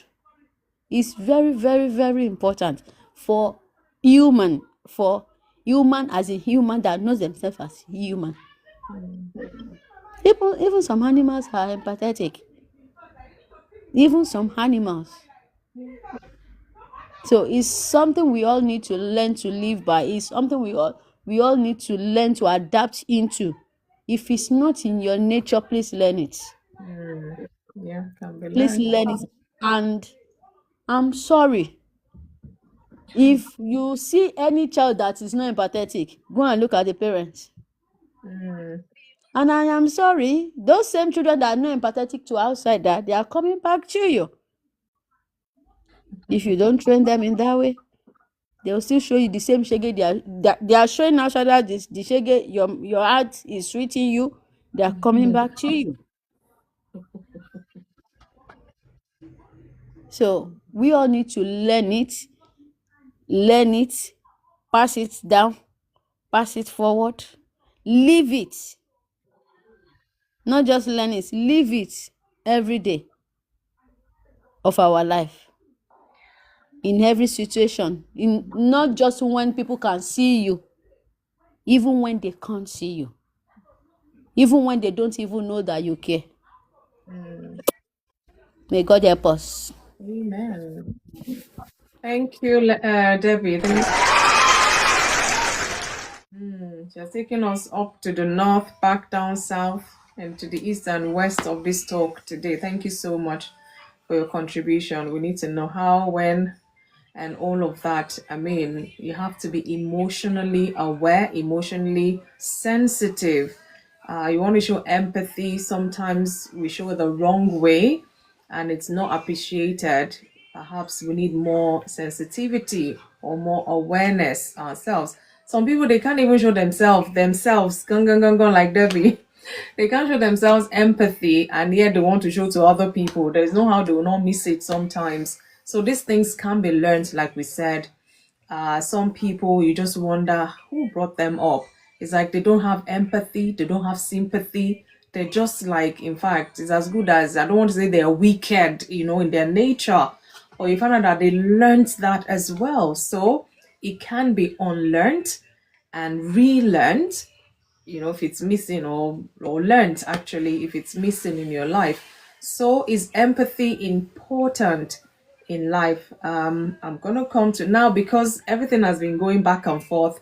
So I'm gonna come to you, relationship clinic, and then I'll come to Mila, and then I see if anybody will come up again. I don't know, Angel dropped off there. So Relationship Clinic, good evening. Thank you for joining in. I see so much has been going on that in the chat there. Thank you so much. Yeah, I can see Baritone Hello, good today. She evening. remembered us today. Oh, thank God. Yes, good to have you, sis. I know you have a lot to say, so we can't wait to hear you. Is empathy important in life? And if you have other examples you want to use to Not buttress this, much. I don't they've really said have much they've to said say. everything.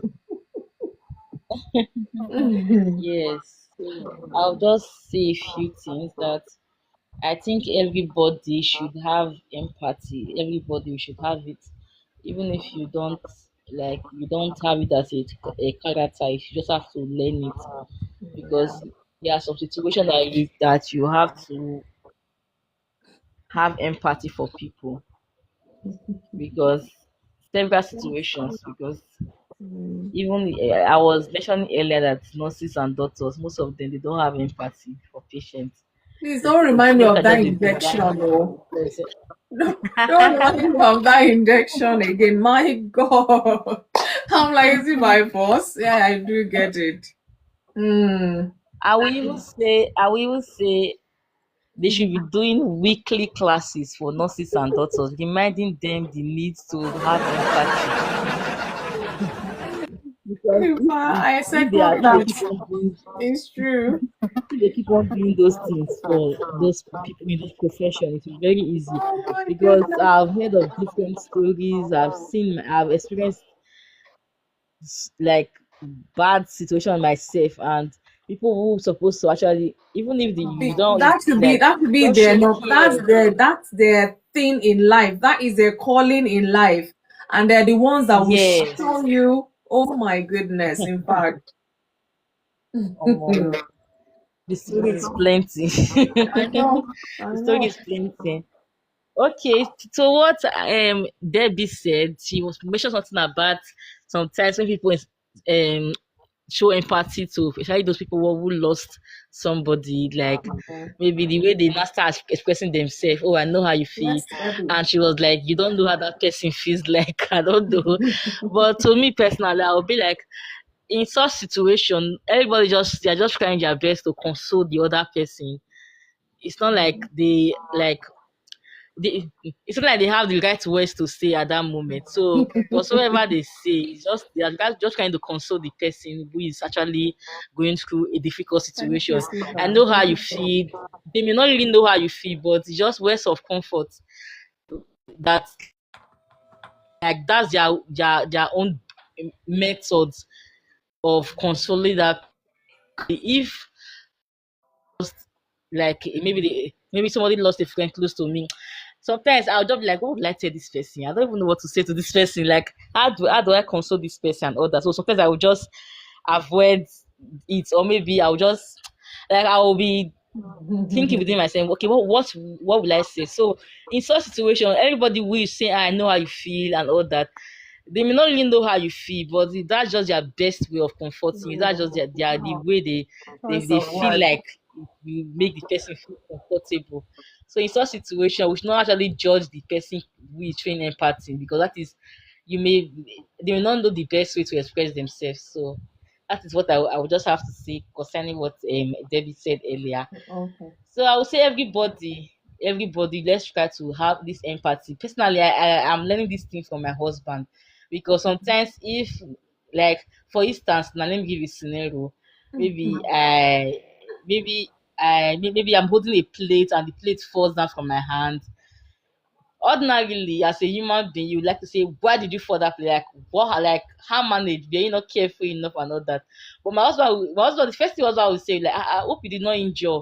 Are you all right? So something like that.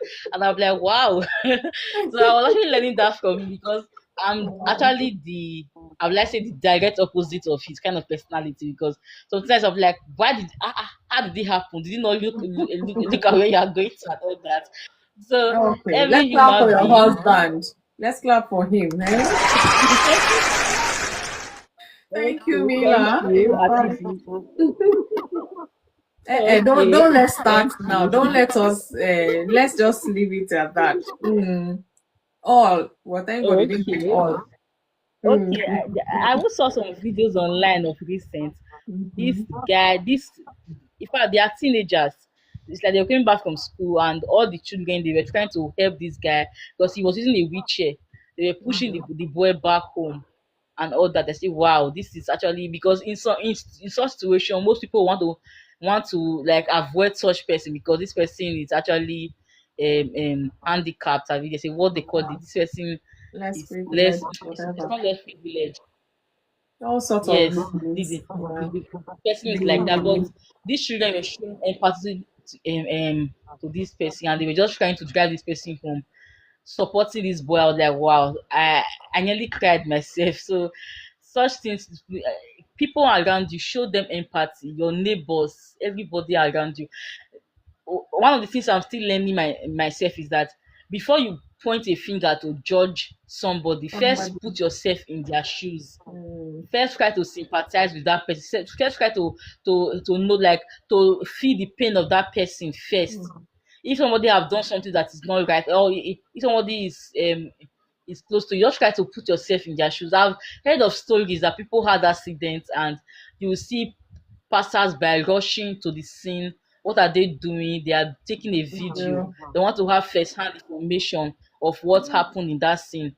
They want to know, they want to some of them say, have you heard stories?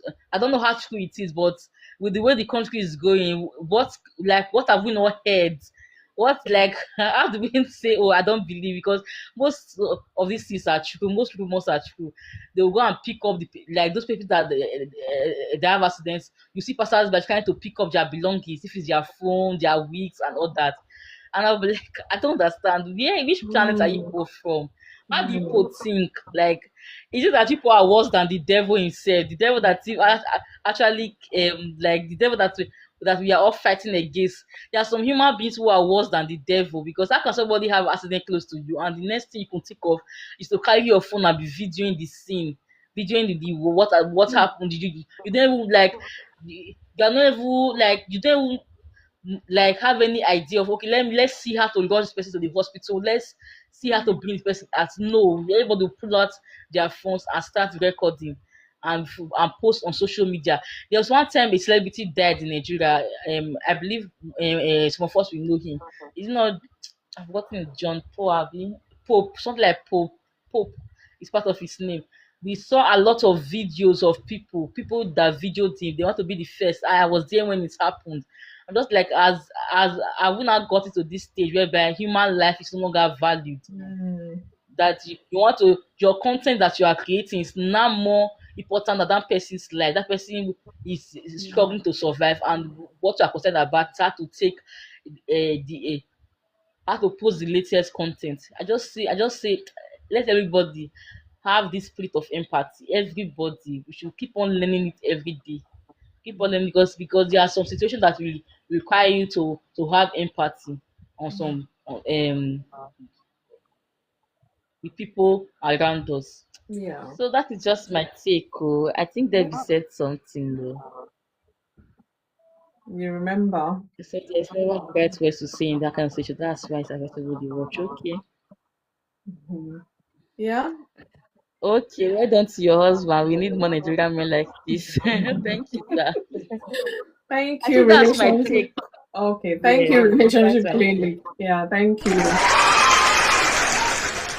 Yeah, where has the empathy gone? I mean, that's one I can never understand. I mean, there's so many videos out there of real life events. Everybody they've turned to CNN reporter now. Everybody's wanting to be the first to post it, or I was there, as some people will say, I were there. And it's like, these are human. Can somebody not even go to see what they can do first? No, but it's the recording and all of that. And sometimes you just wonder, what has this world turned into? Once upon a time, when there was no phone like that at all, when there's any slight accident, whether it's the bike riders or whatever, you see the way people will rally around trying to help and all of that. But these days, they would have finished recording before they remember, oh, it's somebody's life, let's try and help. By that time, the person probably is gone. Meanwhile, they could have been all the way to the hospital. So you wonder, what is the world turning into? Is it that empathy is, I mean, like I say, it's a choice, and we don't have to empathize. We sympathize. Hey, yeah, sorry, I'm videoing it so that I'll show people what happened. Is that what we have become? God will really have to help us. Thank you, Relationship Clinic. I'm going to come to Mila for Christ. I think you're the last person I can see. Mila, good evening. Good to see you. Good evening. Good evening, everybody. Hey, Good Happy evening, New Year. Wait, so Deaconess Debbie. let me start very well. Happy New Year. Happy Valentine, happy Easter, happy all Palm, Wish you all the of the same. holidays. In fact, good to see you. Long time no All see. of them. Bobo, thank you, Wow. ma. God bless you. Welcome. Good to God see you. bless God you. bless. Yeah. Okay, let me start. Let me take us back to that place where you said someone that was very hungry and he decided to go to church to see Yes. if he or whether she or that will get something to eat. And the pastor Yeah. started doing kabash, and and let me see. Look at what Luke chapter 9 verse 13 said. Mm. Luke Do you chapter want me 9 to verse 13. open? He said, "But he said unto them, Give ye them to eat. And they said," can you hear me? Yeah. Luke chapter 9 Yeah. verse 13. Mm-hmm. Luke chapter 9 verse 13. He said, "But he said unto them, Give ye them to eat. And they said, We have no more but 5 loaves and 2 fishes, except we should go and buy meat for all these people." Verse 14, he said, "For there were about 5,000 men, and he said to his disciples, Make them sit down by 50 in a company. And he did so and made them all sit down. Then he took the 5 loaves and 2 fishes, and looking up to heaven, he blessed them and brake and gave to the disciple to sit before the multitude." Okay, look at these days. I'm sorry to say this. Most of the men of God and whatever they call themselves, they will not see heaven. An hungry man cannot serve the Lord, cannot serve God genuinely.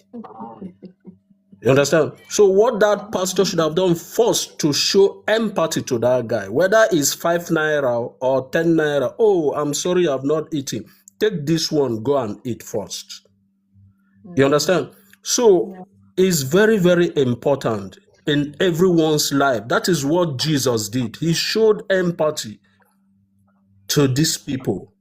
He makes sure that everything, he broke that bread, the fishes, and went. He even sent the disciple to go and buy. But these days, what do we have? Sorry to cut Men you, of Mila. God. Sorry, Mila. Imagine Jesus say, okay, they are hungry. The people are No hungry. problem. You don't want to send them home. Okay, oh yeah, close your eyes. Let me pray for you. Father, fill them. Even Jesus, because we Let know me he's pray all for you. powerful. They would have been filled, I guess. But, I mean, look at it in today's world. You don't Yes. say, oh, let's pray for them. Father, let them be filled. What kind of feel? I don't know. I don't understand. But If yeah. exactly, if you know that prayer, okay, if you know that prayer would have solved that hunger, you would have given a prayer to the person. Somebody's But these challenging you days we have men here. of God who say then call. Who is that now? Beg, no verse. They Now my say turn. regardless, But you these can't days, say what we that you have will in the not see altar are heaven. those. Okay.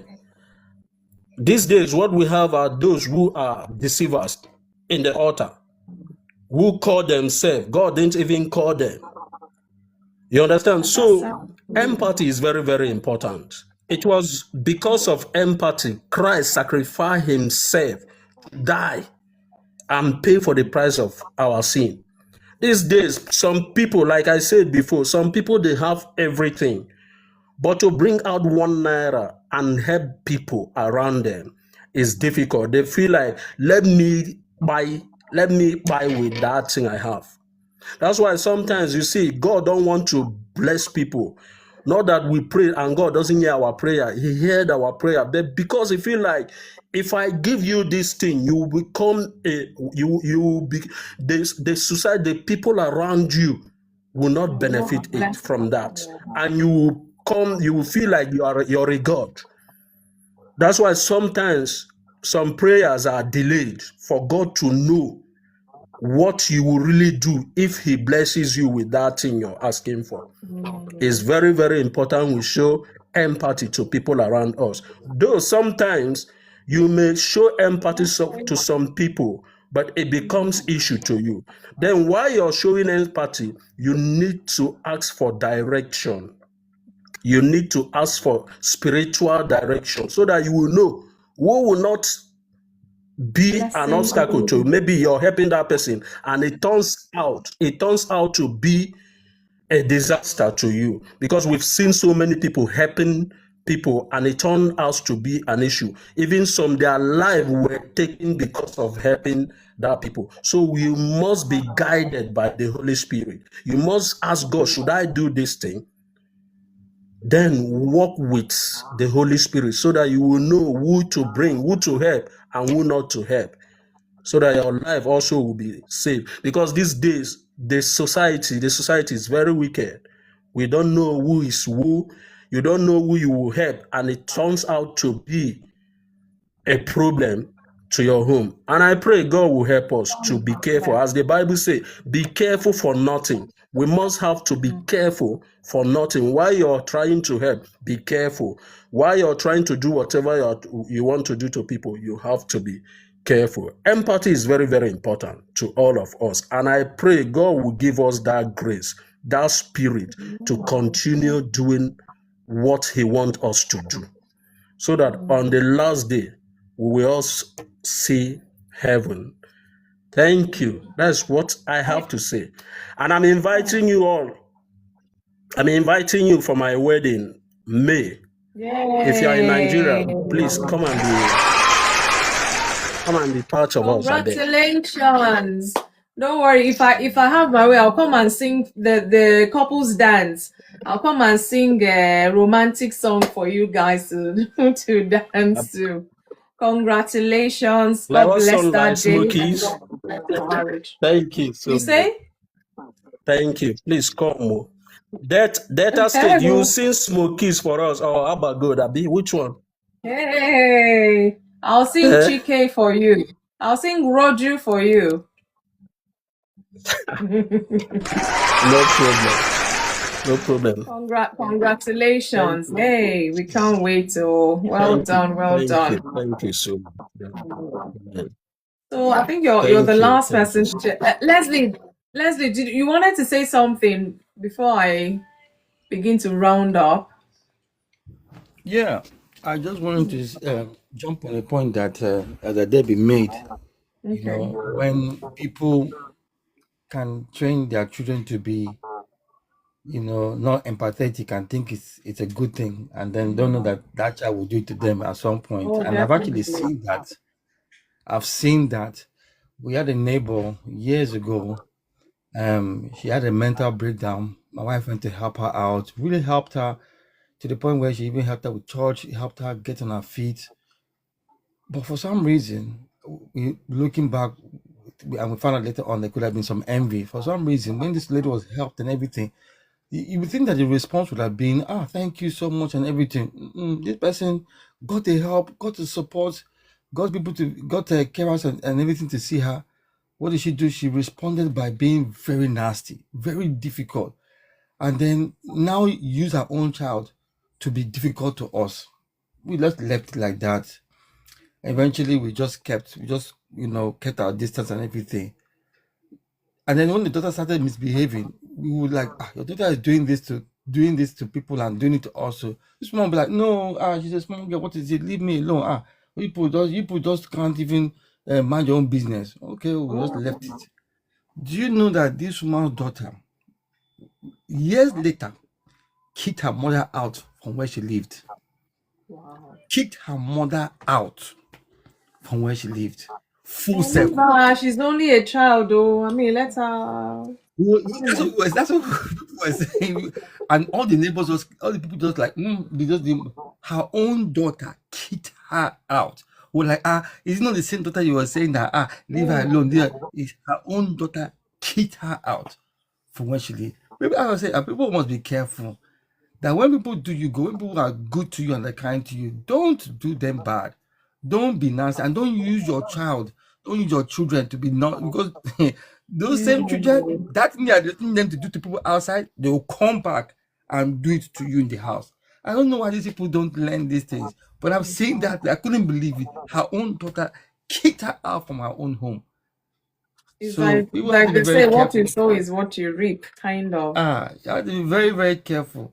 But Yeah. that's what I Thank wanted to you. share. I just wanted to share. I've seen that. So yeah, I just wanted to drop that. Yeah, thank you. Thank you, Leslie. Thank you.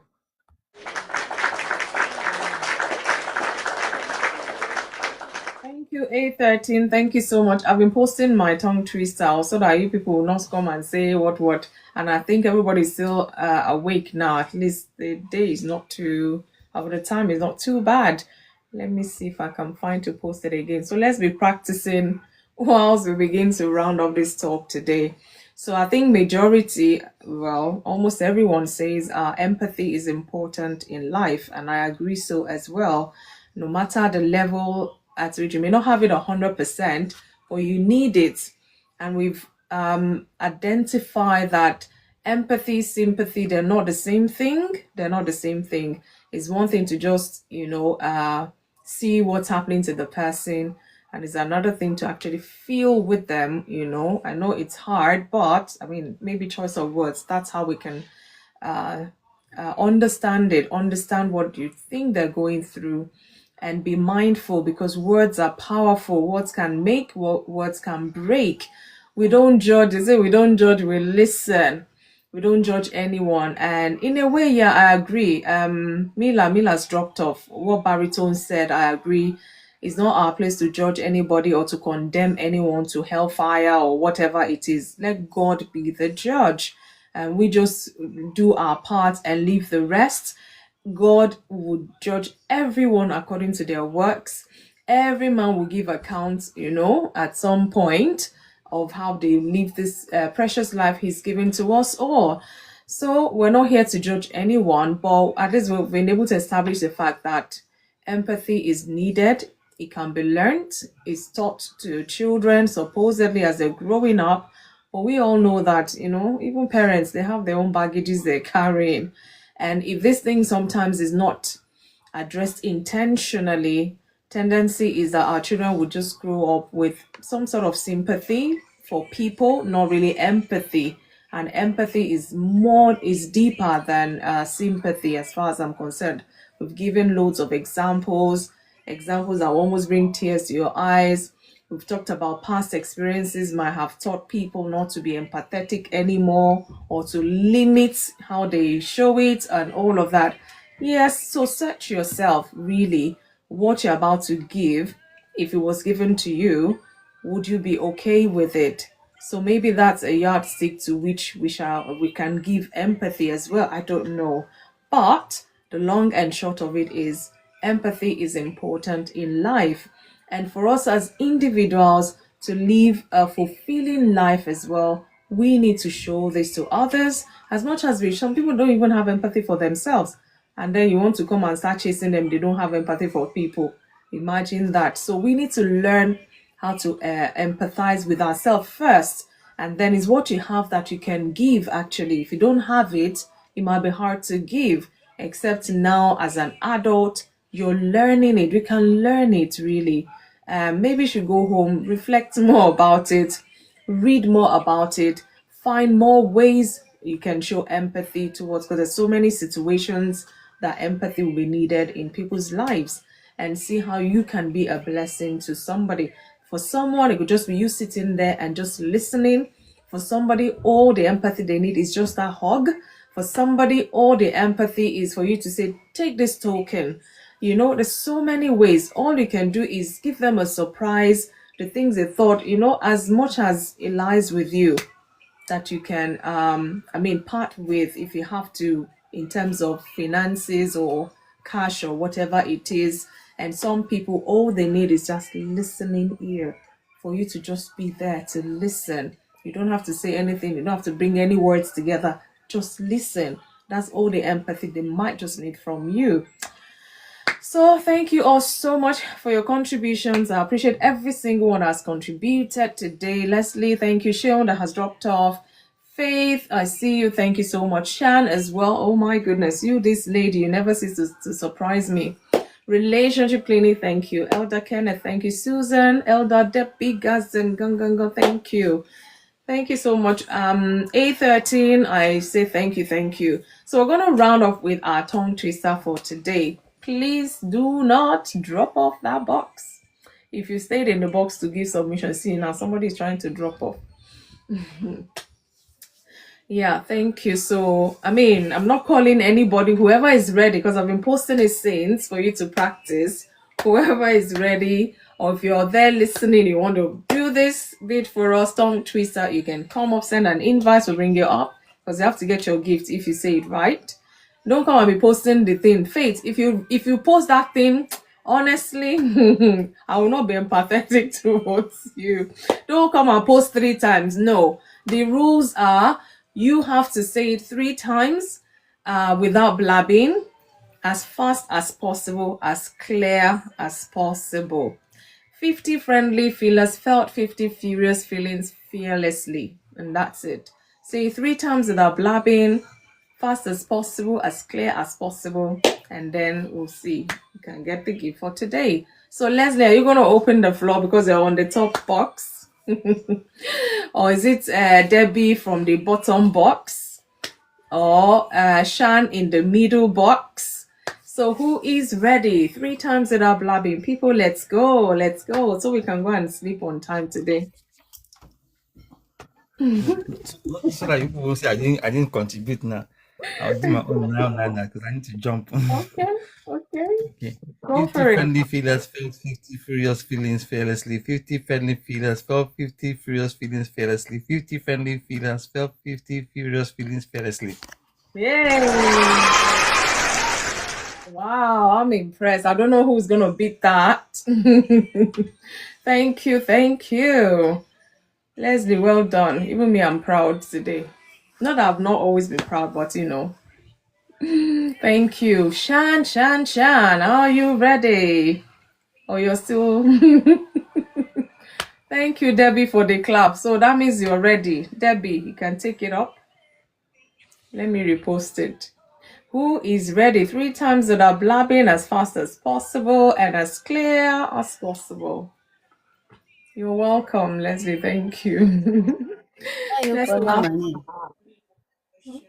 What name would I call Abi? What would I? Thank you, Leslie. Do have a lovely night. Yes, come on, Debbie. Let's do this. Come on, we can do this. What See, are we doing? Leslie prayed for you and then he left. Look on your screen. I've posted it and reposted. 50, 50, 50, 50, 50, 50, 50. We just 50, 50, 50, everything. Are you for real right now? What is called a tongue twister? This is what is called a tongue twister. Can you imagine? Shan, you're encouraging me. Okay. Oh.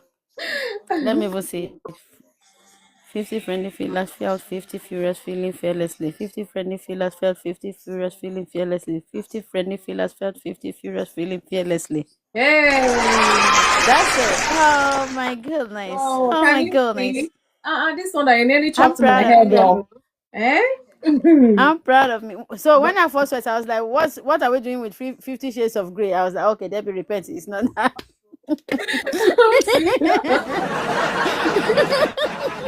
not only 50 shades of grey. It's 50 shades of fury. But you see now, you were even trying to practice and the thing gelled. See? Well done. Okay, thank you, Shan. Thank you, Shan. Susan! Oh, Susan! I know you have slept a bit, so... Yes, so Debbie. Susan, are you ready? Even you're hiding there in the chat. Mr. Baritone, since last year, Debbie, when was the last time he came? Was it not last year?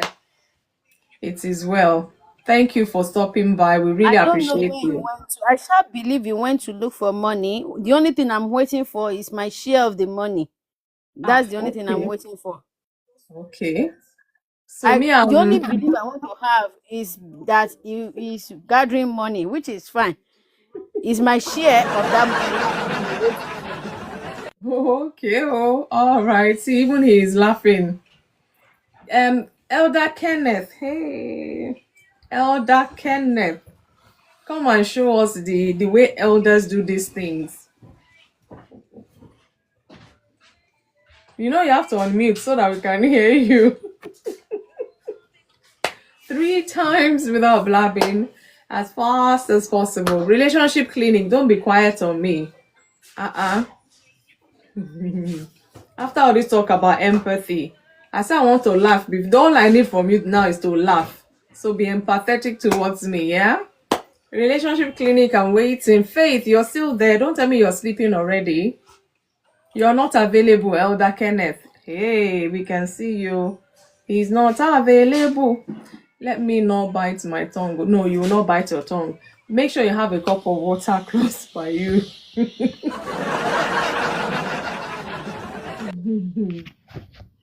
Let me try my own. Okay, Shan, go for it. If I bite my tongue, I bite it. Do you want me to repost it? No, I have it. I have it. Okay. Okay. 50 friendly fillers felt feel. Okay. Okay. Okay. Yeah, just warming up. Let's warm up. Okay. 50 friendly fillers felt 50. Okay. One last chance. Okay, wait. Breathe in and out. Let's calm down. Let's calm. Maybe it's the fresh air you're breathing in now. It's too much enjoyment. Yeah, breathe in and relax. Shan. Okay. Relax. Okay. Okay. I can do it. Okay. 50 friendly feelers felt 50 furious feelings fearlessly. 50 friendly feelers felt 50 furious feelings fearlessly. 50 friendly feelers felt 50 furious feelings fearlessly. Yeah. Good. In fact, let me clap my own hands. Well done, Shan. Good job. You see? I know I can count on you. Well done. Thank you. Elder Kenneth, you will do your own 6 times the next time. Oh, this one you're saying you can't talk where you are. Well, thank you, everybody. I'm mindful of the time now. Thank you for your contributions. Yeah, she never disappoints. Yeah, thank you once again. Hey. Well, we are going to call it a night for tonight. Thank you all so much for coming out. Well, coming out or coming here to join this amazing community we have all built together. We really appreciate every single one of you. Everyone that has dropped off, Debbie, Susan, Kenneth, again, I say thank you. Relationship Clinic, Eno, thank you. Shan, Faith, Leslie, Baritone. I don't want to call your full name because I don't know. It's only once a month you come and visit us here, but we still appreciate. Let me not call it fully. No, don't mind me now. Thank you so much. And Shion, he has dropped off as well. Thank you all so much.